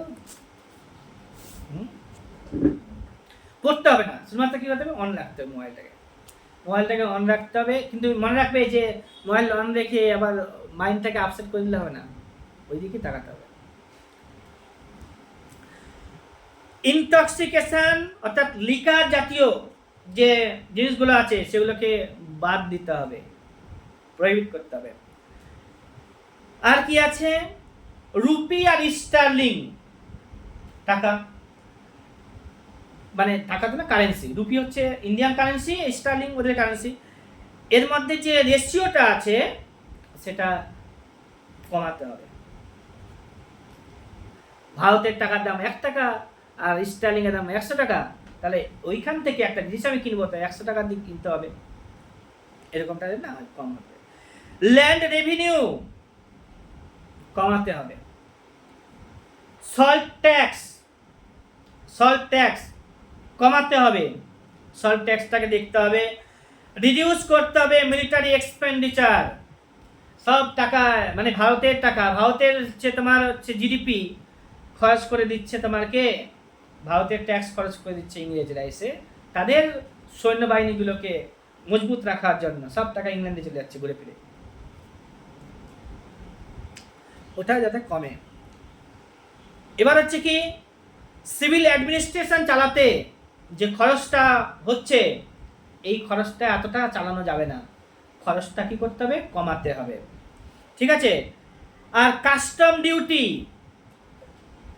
চালু করতে হবে, impose custom duty, export import করার সময় যে ডিউটিগুলো লাগু করতে হবে। এবার হচ্ছে কি, পোস্টাল রিজার্ভেশন বিল ওটা ইম্পোজ করতে হবে। আর হচ্ছে সিআইডি যে তৈরি করে রেখেছে না ইংরেজরা, অ্যাবলিস্ট করতে হবে, সিআইডি রাখা যাবে না, ঠিক আছে। আর যতজন পলিটিক্যাল প্রিজনার আছে, অল পলিটিক্যাল প্রিজনারকে মুক্তি দিতে হবে, জেলে বন্দি করে রাখছে ভারতীয়দেরকে। আর হচ্ছে যে আর্মস রাখার জন্য যে লাইসেন্সটা, অস্ত্র আইন লর্ড লিটনের আমলে যেটা পাস হয়েছিল যে ভারতীয়রা অস্ত্র রাখতে পারবে না, সেটা এখনো পর্যন্ত পারছে না। অর্থাৎ কি করতে হবে, ভারতীয়দেরকে আর্মস রাখার জন্য লাইসেন্স দিতে হবে, ঠিক আছে, লাইসেন্স দিতে হবে। কেন, তো ফর সেলফ প্রটেকশন। হলো সিভিল ডিসঅবিডিয়েন্স মুভমেন্ট খুব জানো যে 30 সাল থেকে 34 সাল পর্যন্ত মাঝখানে গ্যাপ গিয়েছে। এবার হচ্ছে কি যে গান্ধীজির যে রাজনৈতিক গুরু, যার কি বলবো হচ্ছে রিকোয়েস্টে গান্ধীজি ভারতে এসেছিল, তার নাম হচ্ছে গোপাল কৃষ্ণ গোখলে। তার আধ্যাত্মিক গুরুর নাম কি, লিও টলস্টয়। গান্ধীজির আধ্যাত্মিক গুরুর নাম লিও টলস্টয়, রাজনৈতিক গুরুর নাম গোপাল কৃষ্ণ গোখলে। এই গোপাল কৃষ্ণ গোখলে ফিরোজ শাহ মেহতা 1916 খ্রিস্টাব্দে মারা গেছিল। জাতীয় কংগ্রেসের এরা চরমপন্থী নেতা, বলবো না নরমপন্থী নেতা। 1908 খ্রিস্টাব্দে যে তিলককে গ্রেপ্তার করে মান্দালয়ে জেলে পাঠানো হয়েছিল, বিচারে করে মান্দালয়ে জেলে পাঠানো হয়েছিল। চরমপন্থী নেতা তিলক তো চরমপন্থী নেতা। 1914 খ্রিস্টাব্দে মুক্তি লাভ করে ভারতে এসেছে এবং কংগ্রেসে যোগদান করতে চাইছে। তো ওরা তো যোগদান করেছে, মানে চরমপন্থী আর নরমপন্থী তো 1916 খ্রিস্টাব্দে লখনৌ চুক্তির মাধ্যমে মিলেছিল না। এবার তিলককে কিন্তু এরা নিতে চায় না। কারা নিতে চায় না, এই গোপাল কৃষ্ণ গোখলে আর ফিরোজ শাহ মেহতা, কিন্তু দুজনেই 1916 খ্রিস্টাব্দে মারা গেছিল লখনৌ চুক্তির আগেই, ঠিক আছে, যার কারণে ওই চরমপন্থী আর নরমপন্থী মিলে গেছিল। এবার হচ্ছে কি, আধ্যাত্মিক গুরুর নাম কি বললাম, টলস্টয়। রাজনৈতিক গুরুর নাম কি বললাম, গোপাল কৃষ্ণ গোখলে। পুনা চুক্তি হয়েছিল গান্ধীজি, তখন পুনাতে জারবাদা জেলে গান্ধীজিকে গ্রেপ্তার করে রাখা হয়েছিল। তো ওইখানে 1932 খ্রিস্টাব্দে চুক্তি হয়েছিল গান্ধীজির সাথে ডক্টর বি আর আম্বেদকরের। ঠিক আছে, কেন ওই ব্রিটিশ প্রধানমন্ত্রী র্যামসে ম্যাকডোনাল্ড আছে না, ও কমিউনাল অ্যাওয়ার্ড ঘোষণা করেছিল 1932 খ্রিস্টাব্দে। যে গান্ধীজি ইংল্যান্ড থেকে চলে আসলো 1930 খ্রিস্টাব্দে গোল টেবিল বৈঠকে যায়নি। 31 খ্রিস্টাব্দে প্রথমে গান্ধীর সঙ্গে আরবি নিয়ে চুক্তি হচ্ছে, তারপরে হচ্ছে তোমার কি গান্ধীতে গোল টেবিল বৈঠক বসছে, গান্ধীজি ওদের কথা শোনেনি, ওদের মধ্যে বিরোধিতা শুরু হয়ে গেল গান্ধীজির মধ্যে, ওই যে কাস্ট নিয়ে ভারতীয়দের মধ্যে গান্ধীজির সঙ্গে বি আর আম্বেদকরের বিরোধিতা হয়ে গেল, চলে আসতে হলো। ব্রিটিশ প্রধানমন্ত্রী বলছে সুযোগ পেয়ে গেছি ভালোই, চলো এবার কমিউনাল অ্যাওয়ার্ড ঘোষণা করি, জাতপাতের ভিত্তিতে ইস্যু লাগিয়ে দিই। ঠিক আছে, এটা যখন ঘোষণা হলো জাতপাতের ভিত্তিতে ইলেকশন হবে, গান্ধীজি বলছে যে তো খুব অসুবিধা হবে, আমি এমনিতে আমরা পাচ্ছি না, হিন্দু মুসলিম লীগ করে দিয়েছে বলে আমরা মানে ইংরেজদের সঙ্গে পাচ্ছি না, এরা জাতপাতের ভিত্তিতে আরও ডিভাইড করে দিচ্ছে, ডিভাইড অ্যান্ড রুল পলিসি ইংরেজদের আছে, এটা জানি। এবার হচ্ছে গান্ধীজি বলছে ঠিক আছে, গান্ধীজিকে গ্রেপ্তার করে নিয়েছে, কিন্তু দ্বিতীয় বিশ্বযুদ্ধ, দ্বিতীয় আইন অমান্য আন্দোলন যখন চালু করেছে, গান্ধীজি গ্রেপ্তার করে নিয়ে ওকে জারবেদা জেলে, ঠিক আছে, রাখা হয়েছিল। গান্ধীজি ওই জেলে বসেই কি করেছে অনশন করেছে, আমৃত্যু অনশন। গান্ধীজির স্বাস্থ্যের অবনতি হওয়ার কারণে বি আর আম্বেদকর গিয়ে গান্ধীজির সঙ্গে চুক্তি করছে, নাম পুনা চুক্তি। 32 খ্রিস্টাব্দে কমিউনাল অ্যাওয়ার্ড ঘোষণা করেছে, 32 খ্রিস্টাব্দে, আগে কিন্তু কমিউনাল অ্যাওয়ার্ড, তারপরে হচ্ছে পুনা চুক্তি। ঠিক আছে, এখানে একটা ক্রনোলজিক্যালি মনে রাখতে হবে। 27 খ্রিস্টাব্দে সাইমন কমিশন তৈরি হয়েছে, ভারতে এসেছে, সাইমন কমিশনের বিরোধিতা হয়েছে বিভিন্ন জায়গায়। তারপরে হচ্ছে লালা লাজপত রায় মারা যাচ্ছে, তারপরে হচ্ছে স্যান্ডার্সকে মারা হচ্ছে, তারপরে হচ্ছে অ্যাসেম্বলিতে বোম্বিং হচ্ছে, আইন অমান্য আন্দোলন চালু হচ্ছে 30 খ্রিস্টাব্দে। তারপরে হচ্ছে তোমার কি ওই বছরেই হচ্ছে গোল টেবিল বৈঠক হচ্ছে, প্রথম গোল টেবিল বৈঠক। তারপরে হচ্ছে তোমার কি চুক্তি, গান্ধীর সঙ্গে আরবি নিয়ে চুক্তি, দ্বিতীয় গোল টেবিল বৈঠক হয়ে চলে আসবে গান্ধীজি, দ্বিতীয়বার আইন অমান্য আন্দোলন চালু করবে, গান্ধীজিকে গ্রেপ্তার করা হবে। ব্রিটিশ প্রধানমন্ত্রী র্যামসে জেলে বন্দী হওয়ার পরে ব্রিটিশ প্রধানমন্ত্রী র্যামসে ম্যাকডোনাল্ড কমিউনাল অ্যাওয়ার্ড ঘোষণা করেছিল। তো কমিউনাল অ্যাওয়ার্ড ঘোষণা করলো, ঠিক আছে, গান্ধীজি অনশন করতে শুরু করলো, পুনা চুক্তি হয়েছে, পুনা চুক্তি হয়ে গেছে। তারপরে দেখা গেল যে কমিউনাল অ্যাওয়ার্ড ঠিকঠাক হলো না, তখন আবার ইংরেজরা হোয়াইট পেপার পাবলিশ করবে 33 খ্রিস্টাব্দে। ঠিক আছে, সব শুনবে বারবার, হ্যাঁ, 33 খ্রিস্টাব্দে হোয়াইট পেপার পাস করবে। তারপরে 35 খ্রিস্টাব্দে ভারত শাসন আইন পাস হবে, 1935 ইলেকশন হবে। এরকম অনেক ঘটনা আছে। আমার গল্পগুলোকে মন লাগিয়ে শুনতে গেলে তোমার ইজি হয়ে যাবে, প্রশ্ন দেখবে এই আনসার মারবে, কি ঘটনা নাই সবই তো বলে দিচ্ছি একবারে। পুনা চুক্তি গেল, কমিউনাল অ্যাওয়ার্ড 1932 খ্রিস্টাব্দে, সিভিল ডিসঅবিডিয়েন্স মুভমেন্ট শেষ হয়ে গেছে, এন্ডেড 1934 খ্রিস্টাব্দে। 11 দফা দাবি করে নিবে, ওইখানে আমি একটু আরো লিখেছি গান্ধীজির ক্রনোলজিক্যালি। চম্পারণ সত্যাগ্রহ হয়েছে আগে, তারপরে হচ্ছে তোমার আহমেদাবাদের স্ট্রাইক, খেদা সত্যাগ্রহ, ঠিক আছে, তারপরে রাওলা টাইম, না না হ্যাঁ রাওলা টাইম, তারপরে হচ্ছে কি তোমার রাওলার সত্যাগ্রহ, না তারপরে শোনো, চম্পারণ সত্যাগ্রহ, তারপরে হচ্ছে আহমেদাবাদ, তারপরে হচ্ছে খেরা, তারপরে রাওলার সত্যাগ্রহ, তারপরে হচ্ছে খিলাফত মুভমেন্ট, তারপরে হচ্ছে অসহযোগ আন্দোলন, সেদিনই হচ্ছে তিলক মারা যাবে। তারপরে অনেক ঘটনা আছে, পড়ে আবার ইন্ডিয়ান ওপিনিয়ন পত্রিকা, গান্ধীজি 1903 খ্রিস্টাব্দে চলে গেল না, এখান থেকে আবার দ্বিতীয়বারে সাউথ আফ্রিকাতে, ওইখানে গিয়েছে ইন্ডিয়ান ওপিনিয়ন নামে একটা পত্রিকা পাবলিশ করছে। কোথা থেকে? সাউথ আফ্রিকা থেকে। 1903 খ্রিস্টাব্দে প্রথম সত্যাগ্রহ সাউথ আফ্রিকাতে করেছে গান্ধীজি। হিন্দ স্বরাজ বই 1909 খ্রিস্টাব্দে, এটা হচ্ছে ট্রাভেলগ লিখেছিল গান্ধীজি, বললাম। এস এন ব্যানার্জি সম্পর্কে এর আগেও পড়েছিলাম। এস এন ব্যানার্জি সুরেন্দ্রনাথ বন্দ্যোপাধ্যায়, সে 1872 খ্রিস্টাব্দে আইসিএস পরীক্ষাতে পাস করেছে।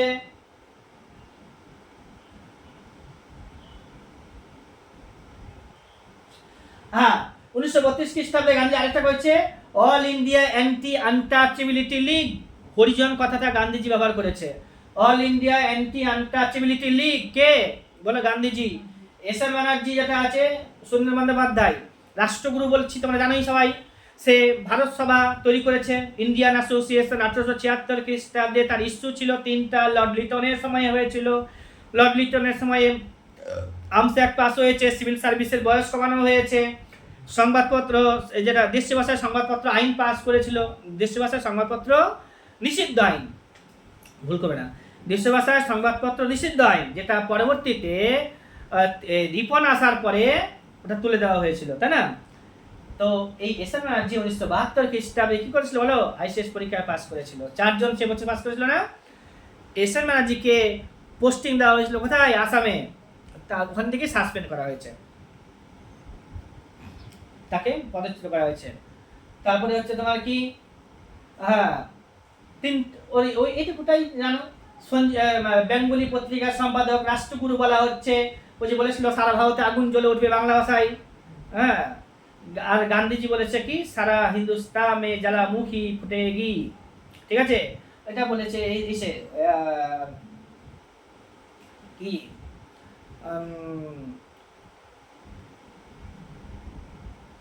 অসহযোগ আন্দোলন চালু করার আগে, এই জালিয়ানওয়ালা হত্যাকাণ্ড তত্ত্বাকাণ্ড।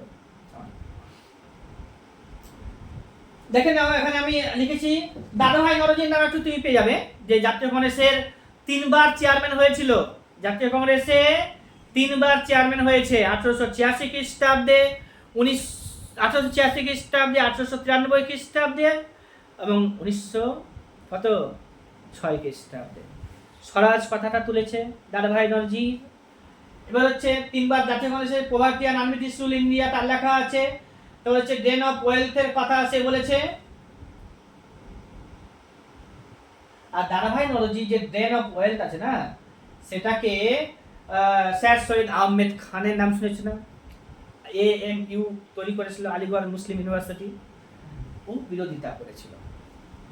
পরিষ্কার প্রশ্ন হয় যে দাদাভাই নওরোজির ড্রেন অফ ওয়েলথকে কে বিরোধিতা করেছে? কি নাম বলে দাও?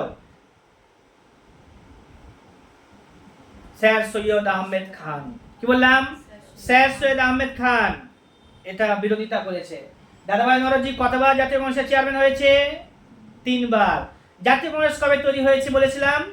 1885 খ্রিস্টাব্দে বোম্বাইতে গোকুল দাস তেজপাল সংস্কৃত কলেজে। সে সময় 3-4 জন প্রেজেন্ট ছিল, লিডার, ভালো ভালো লিডারগুলো। 72 জন ডেলিগেট টোটাল। 72 আর 78 গন্ডগোল হয়। গান্ধীজি যখন ডান্ডি মার্চ করেছে সে সময় 78 জন ছিল।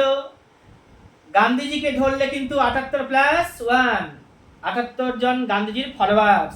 তাহলে গান্ধীজিকে ফলো করছিল, গান্ধীজি যাচ্ছিল।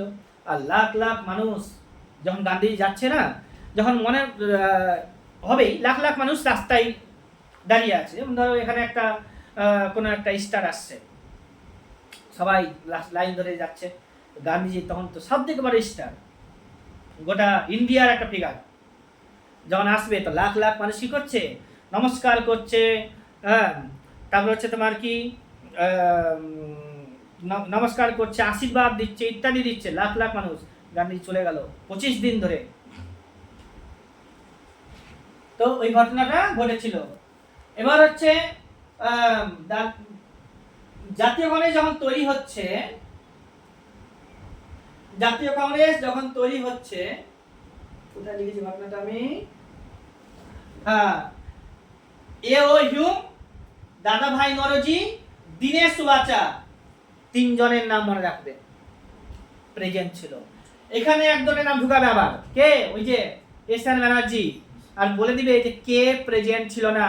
দীনেশ সুবাচা মেনে দিতে পারো, দাদাভাই নওরোজি মেনে দিতে পারো, আর A.O. হিউম তো তৈরি করেছিল, ওটা ভুল করার কোনো ব্যাপার নেই, ছিল। 1886 খ্রিস্টাব্দের অধিবেশন, 87 খ্রিস্টাব্দের অধিবেশন, 88 খ্রিস্টাব্দের অধিবেশন, 86, 87, 88, 89, 4টা অধিবেশন তোমাকে পড়তেই হচ্ছে ভালো করে। কোথায় কোথায় অধিবেশন বসেছিল। তারপর আরো পড়তে হবে। 93 খ্রিস্টাব্দে দাদাভাই নওরোজি আবার হচ্ছে। 96 খ্রিস্টাব্দে ওই বন্দে মাতরম যে গানটা আছে, প্রথম গাওয়া হয়েছিল, হ্যাঁ, চৌধুরী রহিমতুল্লাহ সাহানি, সেই সময় জাতীয় কংগ্রেসের চেয়ারম্যান ছিল। কত বললাম? 1896 খ্রিস্টাব্দে। 1905 পড়বে, 1906 পড়বে, 7 পড়বে, 11 পড়বে, 16 পড়বে, 17, 19, 23, 24 খ্রিস্টাব্দে গান্ধীজির, 25 খ্রিস্টাব্দে এটা পড়বে সরোজিনী নাইডু জাতীয় কংগ্রেসের চেয়ারম্যান হয়েছিল। সরোজিনী নাইডু জাতীয় কংগ্রেসের চেয়ারম্যান, প্রথম ভারতীয় মহিলা জাতীয় কংগ্রেসের চেয়ারম্যান সরোজিনী নাইডু 1925 খ্রিস্টাব্দে। 1917 খ্রিস্টাব্দে কি নাম, অ্যানি বেসান্ট, প্রথম মহিলা chairman of Indian National Congress বা first women president of Indian National Congress. 1914 খ্রিস্টাব্দে যখন লখনৌ চুক্তি হয়েছিল, সেই সময় জাতীয় কংগ্রেসের চেয়ারম্যান কে ছিল, নাম হচ্ছে অম্বিকা চরণ মজুমদার, ছেলে মেয়ে নাম, ঠিক আছে, অম্বিকা চরণ মজুমদার। এরপরে অ্যানি বেসান্ট 17 খ্রিস্টাব্দে, তারপরে হচ্ছে 25 খ্রিস্টাব্দে হচ্ছে প্রথম ভারতীয় মহিলা, নাম কি, সরোজিনী নাইডু। আর কি পড়তে হচ্ছে, এবার হচ্ছে কি ওইগুলো পরে বলছি। আবার যে জাতীয় কংগ্রেস তৈরির যে ব্যাকের যে প্রিভিয়াস যে ঘটনাগুলো বলেছি আমি আগের ভিডিওতে দেওয়া আছে, খুব ভালো করে পড়তে হবে। লিটনের সম্পর্কে পড়তে হচ্ছে, মেয়র সম্পর্কে পড়তে হবে, ঠিক আছে। আগে আসবে তোমার মেয়র 69 থেকে 72, মেয়র পরে আসবে কি নাম, নাটব্রুক 72 থেকে 76, তারপরে কে আসবে, লিটন, কত 76 থেকে 80, লিটনের পরে রিপন 80 থেকে 84, তারপরে ডাফরিনের পরে জাতীয় কংগ্রেস হয়ে গেছে। এবার হচ্ছে কি এগুলোকে পড়তে হবে যে রিপনের ঘটনা কি, নাটব্রুকের ঘটনা কি, মেয়র ঘটনা কি।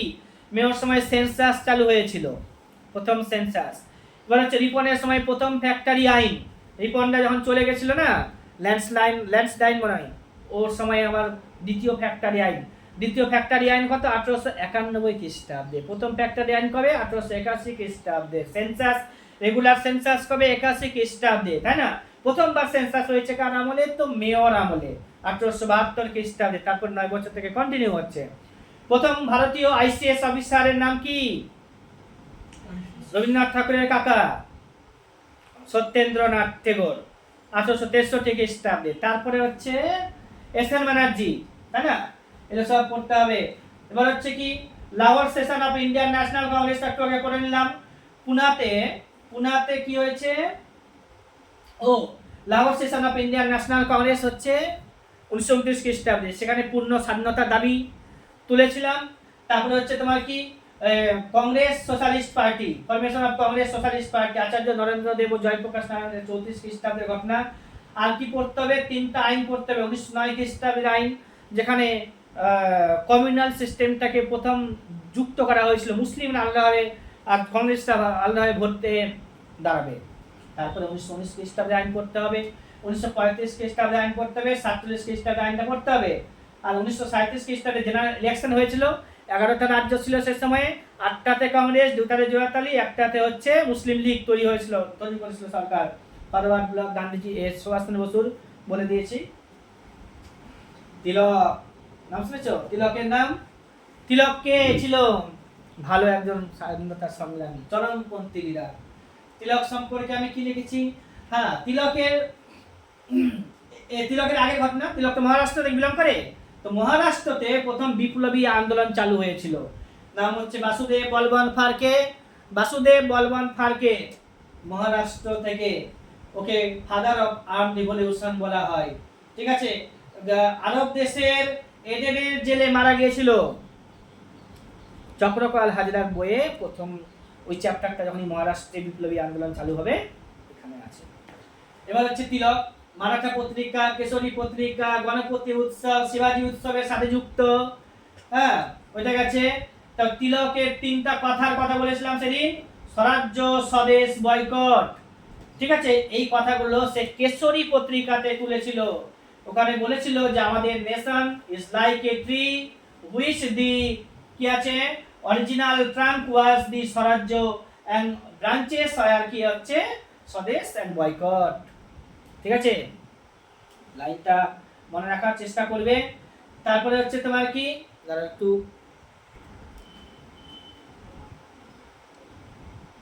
তিলক পড়লাম, দাদাভাই দরজিও পড়ে নিলাম।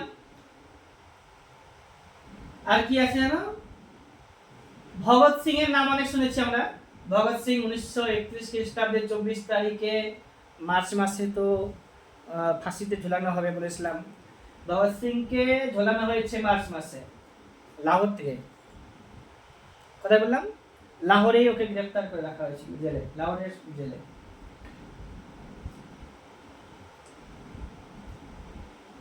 এখানে খুব সহজ ঘটনাগুলো ছিল যেগুলো আমরা পড়ে নিয়েছি। আগস্ট প্রপোজাল ভারতীয় ইংরেজদের তরফ থেকে, 40 খ্রিস্টাব্দে আগস্ট মাসে মার্চ প্রপোজাল ভারতীয়দের তরফ থেকে, youngest chairman of Indian National Congress বলে দিলাম, করে নিলে তোমরা। তারপর হচ্ছে 14 দফা দাবি ছিল কার? 14 দফা দাবি হচ্ছে মোহাম্মদ আলী জিন্নার, তাই না? করাচি সেশন হয়েছিল 1931 খ্রিস্টাব্দে, ফান্ডামেন্টাল রাইট আর ডিপিএসপির উপর আলোচনা করা হয়েছে। বিনয় বাদল দীনেশের ঘটনাটা 1930 খ্রিস্টাব্দে হয়েছিল। আর ডে অফ ডেলিভারেন্স 1939 খ্রিস্টাব্দের 22 তারিখে ডিসেম্বর মাসে, মুক্তি দিবস, মুসলিম লীগের মুক্তি দিবস পালন করা। তারপর হচ্ছে তোমার কি স্ট্রিক্ট, হ্যাঁ, বারবার যেটাকে মনে রাখতে হবে, স্ট্রাইকিং বেশ কিছু ঘটনা ঘটেছে। যে ডুয়াল গভর্নমেন্ট চালু করেছে কে? Robert Clive. তারপর হচ্ছে তোমার কি যামিনী রায় এর নাম পাবে ইতিহাসে, কিসের সাথে যুক্ত ছিল? পেইন্টার ছিল, পেইন্টিং এর সাথে যুক্ত। সাবসিডিয়ারি অ্যালায়েন্স, সত্যবিলোপ নীতি কে করেছিল? না, সত্যবিলোপ নীতি হচ্ছে ডালহৌসি, ওটা হচ্ছে ডকট্রিন অফ ল্যাপস। আর একটা সাবসিডিয়ারি অ্যালায়েন্স হচ্ছে তোমার কি অধীনতামূলক মিত্রতা নীতি, লর্ড ওয়েলেসলি ছিল, ওটা মনে রাখতে হবে। ইন্ডিয়ান ইউনিভার্সিটি আইন, ইন্ডিয়ান ইউনিভার্সিটি আইন কে করেছে? Lord Curzon. কার্জনের সময়ে, কার্জনের টাইম পিরিয়ডটা বলে দাও, 1899 থেকে 1905 সাল পর্যন্ত। কার্জনের সময় অনেক ঘটনা আছে, সেগুলো পড়তে হবে। কি কি ঘটনা? ও এসে এসেই বলে দিচ্ছে ভারতে যে আমি জাতীয় কংগ্রেসের শান্তিপূর্ণ মৃত্যু চাই। জাতীয় কংগ্রেস প্রভাব বিস্তার করছিল, তৈরি তো হয়েছে কত খ্রিস্টাব্দে? 85 খ্রিস্টাব্দে। 14 বছরে জাতীয় কংগ্রেস তাহলে কতটা রোল প্লে করেছে, যেটাতে ইংরেজরা বুঝে গেছে যে এই জাতীয় কংগ্রেসকে রাখা ঠিক হবে না। গান্ধী আবার কার্জন এসে বলছে আমি জাতীয় কংগ্রেসের শান্তিপূর্ণ মৃত্যু চাই, peaceful, I want peaceful demise of Indian National Congress. ও বেশ কিছু ভালো কাজ করেছে। ইউনিভার্সিটি আইন, কলকাতাতে আছে ভিক্টোরিয়া মেমোরিয়াল হল। এই যে রানী ভিক্টোরিয়া, যাকে লিটন ভারত সম্রাজ্ঞীতে ভূষিত করেছিল, এমপ্রেস অফ ইন্ডিয়া, একটা বড় সমারোহ করা হয়েছিল কলকাতাতে। এই রানী ভিক্টোরিয়া 1901-2 সালে মারা যাচ্ছে, 3 খ্রিস্টাব্দে মনে হয়। মারা যাওয়ার পরে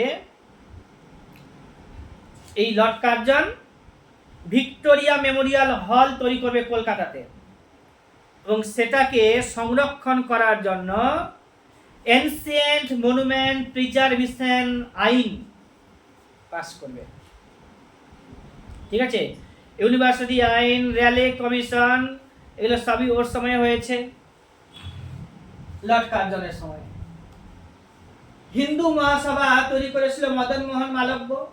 লিবারাল পার্টি থেকে ওই তো তেজ বাহাদুর সাপড়ু এরা সবাই বিলং করতো। আনন্দমঠ বঙ্কিমচন্দ্রের আছে, ইন্ডিয়া ওয়ান স্পিড অফ জানি মৌলানা আবুল কালাম আজাদের আছে, আনএপি ইন্ডিয়া লালা লাজপত রায়ের আছে। লালা লাজপত রায়, যার সম্পর্কে আমরা জানি যে লাহোরে একটা ব্যাংক তৈরি হয়েছিল ইন্ডিয়ানদের দ্বারা, ব্যাংক প্রথম তৈরি, হ্যাঁ, কি না কি পাঞ্জাব ন্যাশনাল ব্যাংক। তো ওই ব্যাংকে প্রথম খাতা খুলেছিল কে? লালা লাজপত রায়। প্রথম ব্যাংকের বই তৈরি করেছিল, অ্যাকাউন্ট তৈরি করেছে, কি নাম? লালা লাজপত রায়। ওইটা গেল। কমনওয়েলথ পত্রিকা, একটা হচ্ছে অ্যানিবেশন আছে, পিউপিল পত্রিকা, ওটা লালা লাজপত রায়ের আছে। যুগান্তর পত্রিকা বালেন্দ্র কুমার ঘোষের আছে। স্বরাজ্য পার্টি, গদর পার্টি, এদের সম্পর্কে পড়তে হবে। স্বরাজ্য পার্টি চিত্তরঞ্জন দাস, মতিলাল নেহরু, একটু আগে আমরা পড়ে নিলাম। গদর পার্টি যারা লালা হরদয়ালের আছে, আমেরিকার সান ফ্রান্সিসকোতে তৈরি করেছিল 1913 খ্রিস্টাব্দে। আমেরিকার সান ফ্রান্সিসকোতে। গদর শব্দের অর্থ কি? বিপ্লব। ঠিক আছে? গদর পত্রিকাও ছিল ওদের, আমেরিকা থেকে প্রকাশিত করা হতো। এবার হচ্ছে কি হিন্দু মেলা হচ্ছে কার? নবগোপাল মিত্রের। এবার লিয়াকত আলী খানের নাম শুনেছ? Liaquat Ali Khan plus Mount Batten, হ্যাঁ, দুজনে কিন্তু, হ্যাঁ, একটা ঘটনা আছে। ভারত মানে যারা যারা ভারতের স্বাধীনতা সংগ্রামে ছিল, ভারতের যে ভাইসরয় ছিল, ঠিক আছে, তাদের মধ্যে কারা কারা অ্যাসাসিনেশন হয়েছে? তো হচ্ছে তোমার কি লিয়াকত আলী খান আর লর্ড মাউন্ট ব্যাটেন, এদেরকে অ্যাসাসিনেশন করা হয়েছে, মানে মারা হয়েছে। গান্ধীজিকেও মারা হয়েছে, ঠিক আছে। আরও যে সমস্ত লিডার আছে কারা কারা মারা গেছে, পরীক্ষাতে প্রশ্ন থাকবে নিচের মধ্যে কে পরবর্তীতে অ্যাসাসিনেশন হয়েছিলেন বা হয়নি, ঠিক আছে, এগুলো পড়তে হবে। মোপালা রিভলিউশন হয়েছিল কোথায়? 1921 খ্রিস্টাব্দে। এখানে ইয়ার টিয়ার লাগা নাই। মোপালা রিভলিউশন কেরালাতে হয়েছিল 1900 কত খ্রিস্টাব্দে? 21 খ্রিস্টাব্দে। মনে রাখতে হবে এটা কিষাণ আন্দোলন, কৃষক বিদ্রোহ, ঠিক আছে, কৃষক বিদ্রোহ। মোপালাতে যে জমিদার ছিল, হ্যাঁ, ওই ওদের বিরুদ্ধে এটা আন্দোলন করা হয়েছিল, যদিও এরা উপজাতি, কিন্তু আন্দোলনটা হচ্ছে কিন্তু কৃষক বিদ্রোহ। প্রশ্ন হয় সাহায্য পার্টি সম্পর্কে পড়েছি। কাকরি কনস্পিরাসি কেস হচ্ছে 1925 খ্রিস্টাব্দে। আরএসএস তৈরি হয়েছে 1925 খ্রিস্টাব্দে। CPI, communist party of India 1921 খ্রিস্টাব্দে। বাটলার কমিটি 27 খ্রিস্টাব্দে। নেহেরু রিপোর্ট 28 খ্রিস্টাব্দে। 14 দফা দাবি 1929 খ্রিস্টাব্দে। আর হচ্ছে নেহেরু রিপোর্ট কার? মতিলাল নেহেরু, ওটা 28 খ্রিস্টাব্দেই বলেছি। এবার হচ্ছে আরএসপি 1940 খ্রিস্টাব্দে। আরডিপি, রেডিক্যাল ডেমোক্রেটিক পার্টি, এটা 1940 খ্রিস্টাব্দে। কীর্তি কিষাণ পার্টি 1927 খ্রিস্টাব্দে। কি বললাম? কীর্তি কিষাণ পার্টি 1927 খ্রিস্টাব্দে তৈরি হয়েছিল, ঠিক আছে। আর হচ্ছে রেডিক্যাল ডেমোক্রেটিক পার্টি 1940 খ্রিস্টাব্দে। আরএসপি 1940 খ্রিস্টাব্দে। সিপিআই বললাম 1921 খ্রিস্টাব্দে। সিপিএম বলছি কিন্তু 1925 খ্রিস্টাব্দে কানপুরে হয়েছিল। এর প্রথম যে সম্পাদক ছিল এসবি ঘাটে, ঠিক আছে। কার প্রথম সম্পাদক? কার হচ্ছে সিপিএম এর প্রথম ঘাটি হচ্ছে কি, যেটা হচ্ছে তোমার এসবি ঘাটে হচ্ছে প্রথম সম্পাদক 1925 খ্রিস্টাব্দে কানপুর থেকে সিপিএম দল। এই দলটা তৈরি হওয়ার আগে, ঠিক আছে, বলশেভিক যে দল, বলশেভিক আন্দোলন হয়েছিল না রাশিয়াতে, ওইরকমই একটা সংস্থা তৈরি করেছিল 24 খ্রিস্টাব্দে। তারপরে 25 খ্রিস্টাব্দে পার্টি তৈরি করে দিয়েছে। বিপ্লবী যতীন দাসের নাম শুনেছে না? যে 64 দিন অনশন করে মারা গেছিল, ঠিক আছে, 64 দিন অনশন করে মারা গেছিল। কোথায়? লাহোরে মারা গেছে কিন্তু, ঠিক আছে। লাহোর ষড়যন্ত্র মামলা চালু হয়েছিল তার এগেইনস্টে।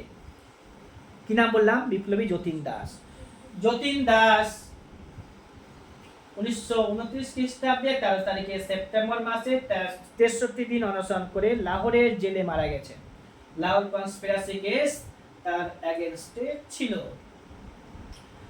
এবার হচ্ছে কি, বাংলা ভাগ করেছে কে? Lord Curzon. বাংলা ভাগ করেছে কবে? 1905 খ্রিস্টাব্দে। বঙ্গভঙ্গ রদ হয়েছে কবে? 1911 খ্রিস্টাব্দে। বঙ্গভঙ্গ যেদিন চালু হয়েছিল তারিখটা কত? 1905 খ্রিস্টাব্দে 16 তারিখে অক্টোবর মাসে। আর 1905 খ্রিস্টাব্দে 19 তারিখে, কেউ কেউ 20 তারিখে বলে, জুলাই মাসে বঙ্গভঙ্গের সিদ্ধান্ত ঘোষিত হয়। কোথা থেকে? হিমাচল প্রদেশে অবস্থিত সিমলা, ইংরেজদের গ্রীষ্মকালীন রাজধানী, তাই না? কে করেছে ঘোষণা? কার্জন। বঙ্গভঙ্গের ঘোষণা করে দিয়ে ওখান থেকে পালিয়ে গেল। কোথায়? হয়তো বাংলাতে আসেনি মনে হয়, আর ওখান থেকে চলে গেছে কোথায়? ইংল্যান্ডে। তারপরে কি আসছে? মিন্টো। এই তো সব পাচ্ছ। মিন্টো আসবে, আন্দোলনটাকে চালাবে। স্বদেশী বয়কট আন্দোলন চালু হয়ে যাচ্ছে সেখান থেকে, রামেন্দ্র সুন্দর ত্রিবেদীর ডাকে, ঠিক আছে। 16 তারিখে অক্টোবর মাসে 1905 খ্রিস্টাব্দে ঘরে ঘরে অরন্ধন দিবস পালিত হয়েছিল রামেন্দ্র সুন্দর ত্রিবেদী। আর রঙ্গলাল বন্দ্যোপাধ্যায় একটা গান মুখরিত করেছিল, স্বাধীনতাহীনতায় কে বাঁচিতে চাই হে, কে বাঁচিতে চাই। গানটা গেয়েছো না তোমরা ছোটবেলায় স্কুলে গাওয়াতো? স্বাধীনতাহীনতায় কে বাঁচিতে চাই হে, কে বাঁচিতে চাই। কার? রঙ্গলাল বন্দ্যোপাধ্যায়। আমার সোনার বাংলা আমি তোমায় ভালোবাসি, রবীন্দ্রনাথ টেগোর। এরকম অনেকগুলো গান যারা লিখেছিল, মানে রবীন্দ্রনাথ ঠাকুর লিখেছে, রামেন্দ্র সুন্দর ত্রিবেদী লিখেছে, রঙ্গলাল বন্দ্যোপাধ্যায়। রামেন্দ্র সুন্দর ত্রিবেদী গান লিখেনি, ও বলেছিল, ডাক দিয়েছিল নিশ্চয় ভালো লোক। গোটা বাংলায় কি হয়েছিল? অরন্ধন দিবস পালিত হয়েছে। তারিখ কথা বললাম, 16 তারিখে অক্টোবর মাসে। এরকম ঘটনা আছে। লর্ড হার্ডিঞ্জকে মারতে গেছিল কে? ওই যে রাসবিহারী বোস, ঠিক আছে, ওরই মস্তিষ্ক প্রসূত। লর্ড হার্ডিঞ্জকে মারতে গেছিল, সে মারা যায়নি, ভাগ্যক্রমে বেঁচে গেছিল। হ্যাঁ, রাজা পঞ্চম জর্জ এসেছিল না, রাজা পঞ্চম জর্জ মারা গেল কবে? এমপ্রেস অফ ইন্ডিয়া কবে মারা গেল? রানী ভিক্টোরিয়া কবে মারা গেল? বললাম 1903 খ্রিস্টাব্দে, তাই না? এক জায়গায় 1899 ছিল, তো ওই একটু কনফিউশন হয়ে গেছে। তো যাই হোক, তো ও মারা যাওয়ার পরে রাজা পঞ্চম জর্জ ক্ষমতায় এসেছিল 37 সাল পর্যন্ত ছিল। কত বললাম? কত থেকে বললাম তাহলে? 3-4 থেকে 37 সাল পর্যন্ত। সেই রাজা পঞ্চম জর্জ এসেছিল 1911 খ্রিস্টাব্দে। বঙ্গভঙ্গ রদ করা হয়েছিল। ভারতের রাজধানী কলকাতা থেকে দিল্লিতে চলে গেল, তাই না? মনে রাখতে হবে, ভারতের রাজধানী কলকাতা থেকে দিল্লিতে যাচ্ছে কবে? 11 খ্রিস্টাব্দে চালু হচ্ছে, 12 খ্রিস্টাব্দে। সেই সময় কে ছিল? হার্ডিঞ্জের আমলে। আবার আছে কি, ভারতের রাজধানী কলকাতা থেকে দিল্লি থেকে নিউ দিল্লি হচ্ছে আরউইনের সময়ে 1931 খ্রিস্টাব্দে। পরীক্ষাটা আছে, ঠিক আছে?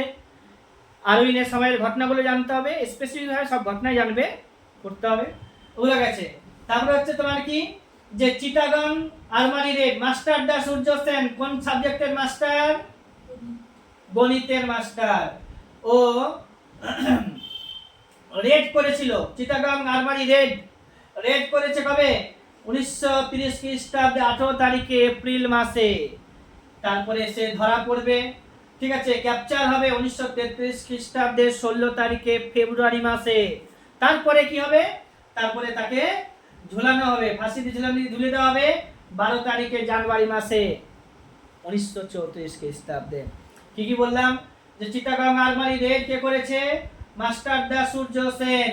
তার সাথে ছিল কে? কল্পনা দত্ত, প্রীতিলতা ওয়াদেদার। এই প্রীতিলতা ওয়াদেদার পরবর্তীতে পটাশিয়াম সায়ানাইড খেয়ে, ঠিক আছে, পাহাড়তলিতে বোম ফেলতে গিয়ে মারা যাবে, পটাশিয়াম সায়ানাইড খেয়ে। কে? প্রীতিলতা ওয়াদেদার। চিটাগং আলমারি রেড কে করেছে? মাস্টার দা সূর্য সেন। 18 তারিখে এপ্রিল মাসে 1930 খ্রিস্টাব্দে। ক্যাপচার হয়েছিল কত তারিখে? 16 তারিখে ফেব্রুয়ারি মাসে 1933 খ্রিস্টাব্দে। মারা যাচ্ছে কবে? 1934 খ্রিস্টাব্দে 12 তারিখে জানুয়ারি না, হ্যাঁ, 1934 খ্রিস্টাব্দে 12 তারিখে জানুয়ারি মাসে মাস্টার দা সূর্য সেন, যে গণিতের মাস্টার, তাকে ঝুলানো হয়েছিল ফাঁসিতে। কল্পনা দত্ত, প্রীতিলতা ওয়াদেদার সাহায্য করেছিল পাহাড়তলিতে চিটাগং আলমারি রেড করতে। তারপরে হচ্ছে তোমার কি, যে টিস্কো ব্যাপারে একটু বলে দিচ্ছি। 1905 খ্রিস্টাব্দে যখন বয়কট ও স্বদেশী আন্দোলন চালু হচ্ছে, তো স্বদেশী আন্দোলন চালু করব মানে হচ্ছে বিদেশি জিনিস বয়কট করব। বিদেশি জিনিস তখনই বয়কট করতে পারবো যখন আমরা নিজেদের তৈরি জিনিস অ্যাভেলেবল করতে পারবো মার্কেটে, তাই না? তো বিভিন্ন ধরনের কোম্পানি, কেউ হচ্ছে লোহার কোম্পানি, কেউ সাবানের কোম্পানি, কেউ ওষুধ কোম্পানি, প্রফুল্লচন্দ্র রায়, এবার হচ্ছে এরকম অনেকেই আছে যারা নিজেদের চেষ্টায়, ব্যক্তিগত উদ্যোগে, যৌথভাবে বিভিন্ন ধরনের কোম্পানি তৈরি করেছে, খাদি বস্তু তৈরি হচ্ছে, কুটির শিল্পগুলোকেও ডেভেলপ করা হয়েছিল, বুঝতে পারছো? সুবিধা হয়েছে। 1907 খ্রিস্টাব্দে সেই জন্য টাটাও কোম্পানি তৈরি করেছে, tata iron and steel company 7 খ্রিস্টাব্দে। কিন্তু এদের উৎপাদন শুরু হয়েছিল কবে? 11 খ্রিস্টাব্দ থেকে। পরীক্ষাতে আসে প্রশ্ন, tata iron and steel company কবে তৈরি হয়েছে? টিস্কো 7 খ্রিস্টাব্দে। উৎপাদন কবে চালু হয়েছে বলো? 11 খ্রিস্টাব্দ থেকে। স্বদেশী বয়কট হয়ে গেল। মুসলিম লীগ তৈরি হয়েছে 1906 খ্রিস্টাব্দে। হ্যাঁ, লর্ড কার্জনি সেই সুবিধাটা করে দিয়েছিল। কি নাম হচ্ছে, ঢাকার নবাব সলিমুল্লাহ খান, আগা খান, এরাই তৈরি করেছে। এবার হচ্ছে স্বদেশী মুভমেন্ট চালু হয়েছে 1905 খ্রিস্টাব্দ থেকে 6 সাল পর্যন্ত, 5 থেকে 6। এবার ওখানে আরো লিখেছি Karachi session of Indian National Congress, এখানেও লিখেছিলাম ভুল করে। তো হচ্ছে 1931 খ্রিস্টাব্দে, তাই না? সব পাবে। এবার বাল সমাজ তৈরি, ওই যে 1905 থেকে 1900 থেকে 1905, 6, 7, 8 সাল পর্যন্ত, 1910 সাল পর্যন্ত বেশ কিছু অর্গানাইজেশন তৈরি হয়েছে। তার মধ্যে আছে বাল সমাজ, আর্য বান্ধব সমাজ, মিত্র মেলা। 1899 খ্রিস্টাব্দে বিনায়ক দামোদর সাভারকার তৈরি করেছিল। এই মিত্র মেলা পরবর্তীতে তৈরি হচ্ছে ম্যাক্সিনি অনুকরণে ইয়ং ইন্ডিয়া দল 1904 খ্রিস্টাব্দে। বিনায়ক দামোদর সাভারকারের যে ভাই আছে না, বিনায়ক দামোদর সাভারকারের ভাই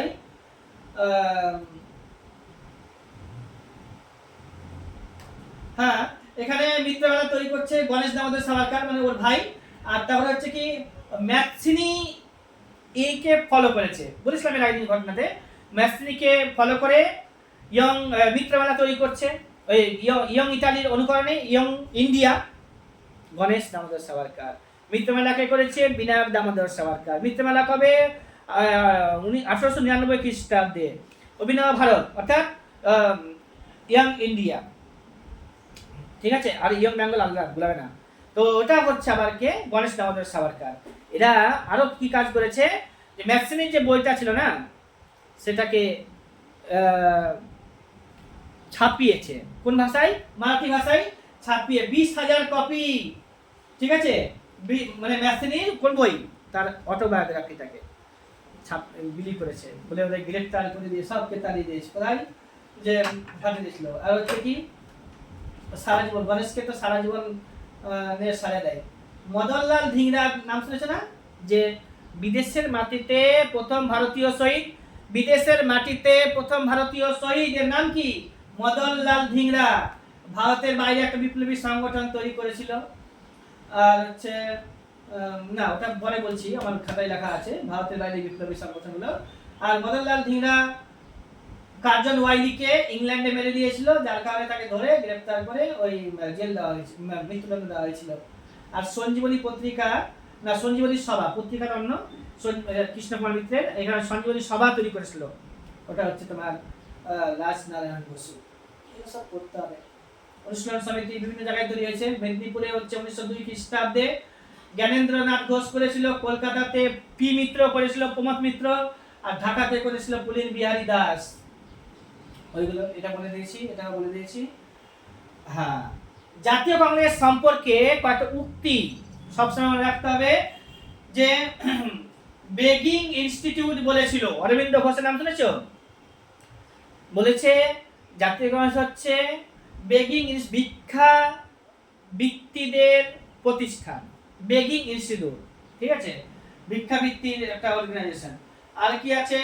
আইএনসি মানে Indian National Congress playing with bowl, Bipin Chandra Pal এটা বলেছিল। আর হচ্ছে তোমার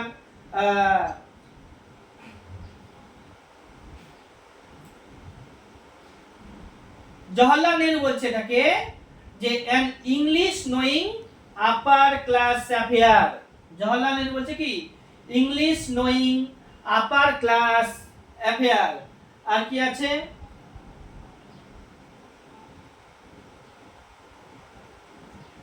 তিলক বলবে আবার যে রাইট ইজ নট বেগ, ঠিক আছে।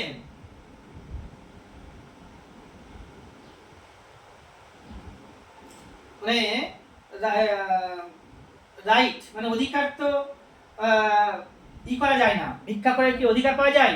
রাইট আর নট, রাইটস লিখতে হবে, রাইটস আর নট বেগ, ঠিক আছে। ইটস ক্লেমড মানে এটাকে ক্লেম করতে হয়, ঠিক আছে। মানে এখানে লেখা আছে দিস আর ক্লেমড, এটা কে বলেছে? তিলক। এটা আমরা বলবো রাইটকে আমরা কেন ভিক্ষা করে চাইবো, ঠিক আছে। আর তিলক আরো বলেছে যে INC distinguished between begging and claiming, ঠিক আছে, এটা বলেছে। আর এটা এই লাইনটা বলে দিয়েছি আমি, করে নিতে হবে, সব বলে দিতে হবে। হয়ে গেল না? বইটা শেষ, ওটা হয়ে গেছে, গান্ধীজি হয়ে গেছে, এস এম ব্যানার্জি হয়ে গেছে, দাদাভাই নওরোজি হয়ে গেছে, এগুলো তো সবই পড়েছি। এটা হয়ে গেল, এটা হয়ে গেছে, হ্যাঁ এটাও হয়ে গেছে প্রায়। যে বললাম যে 78+1 ছিল গান্ধীজির সাথে। হ্যাঁ, হোম রুল মুভমেন্টও বলে দিলাম, যে হোম রুল মুভমেন্ট বলে দিচ্ছি একবার। হোম রুল মুভমেন্টটা দুটো ভাবে তৈরি হয়েছে। একটা হচ্ছে হোম রুল মুভমেন্ট, যেটা হচ্ছে তিলকের, একটা all India home rule movement হচ্ছে অ্যানি বেসান্তের, ঠিক আছে। লখনৌ চুক্তি হয়েছিল, লখনৌ চুক্তি 1916 খ্রিস্টাব্দে না? লখনৌ চুক্তি 1916 খ্রিস্টাব্দে, হ্যাঁ ওই তো এর সাথে কংগ্রেসের সাথে মুসলিম লীগের লখনৌ প্যাক্ট। ওই বছরে অম্বিকাচরণ মজুমদার হচ্ছে জাতীয় কংগ্রেসের তরফ থেকে চেয়ারম্যান, আর হচ্ছে মুসলিম লীগের হচ্ছে লিডারটার নাম কি?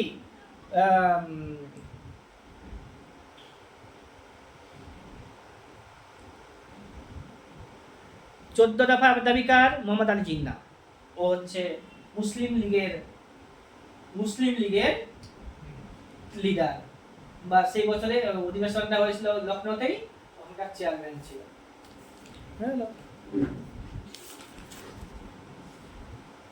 আরো কিছু আছে দেখো, এটা ঘটনা 2 ঘন্টা বানিয়ে দিই, যে 1940 খ্রিস্টাব্দের 17 তারিখে অক্টোবর মাসে গান্ধীজির নির্দেশে আচার্য বিনোবা ভাবে, জানো কত বললাম, 1940 খ্রিস্টাব্দে গান্ধীজির ডাকে 17 তারিখে অক্টোবর মাসে গান্ধীজির ডাকে নির্দেশে বা ডাকে আচার্য বিনোবা ভাবে কি করেছিল বলতো? সত্যাগ্রহ আন্দোলন। কোন সত্যাগ্রহ?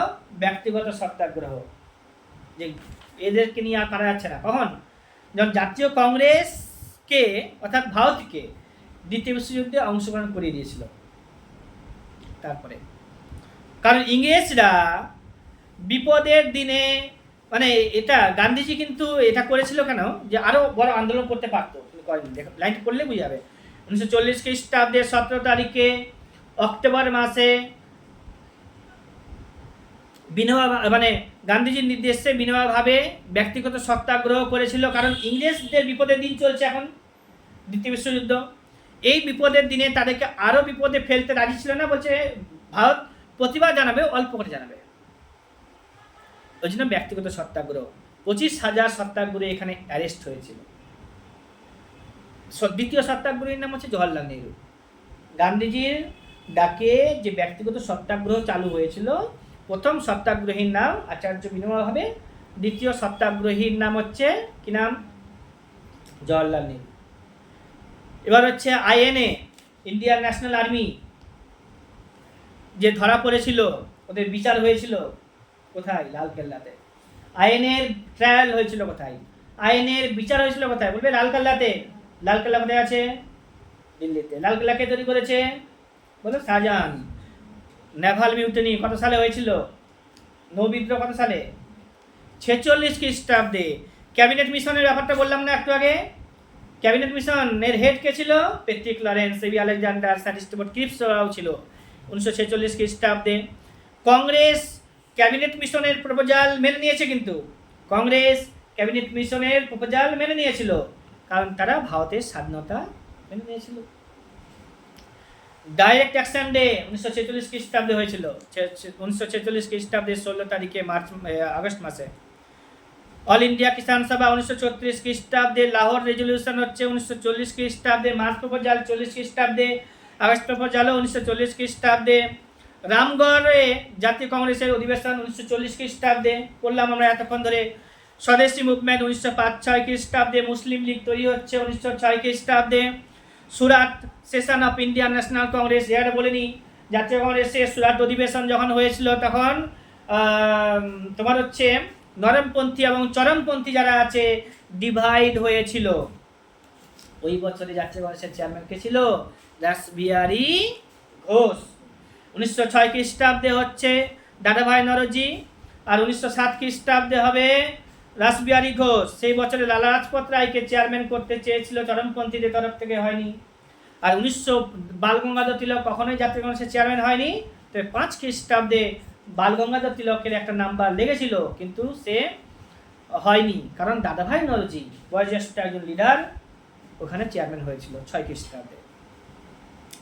অ্যানালমেন্ট অফ পার্টিশন অফ বেঙ্গল 1911 খ্রিস্টাব্দে। Transfer the capital from Kolkata to Delhi 1911 খ্রিস্টাব্দে, 12 খ্রিস্টাব্দে ঘটনা। আর দিল্লি টু নিউ দিল্লি কত?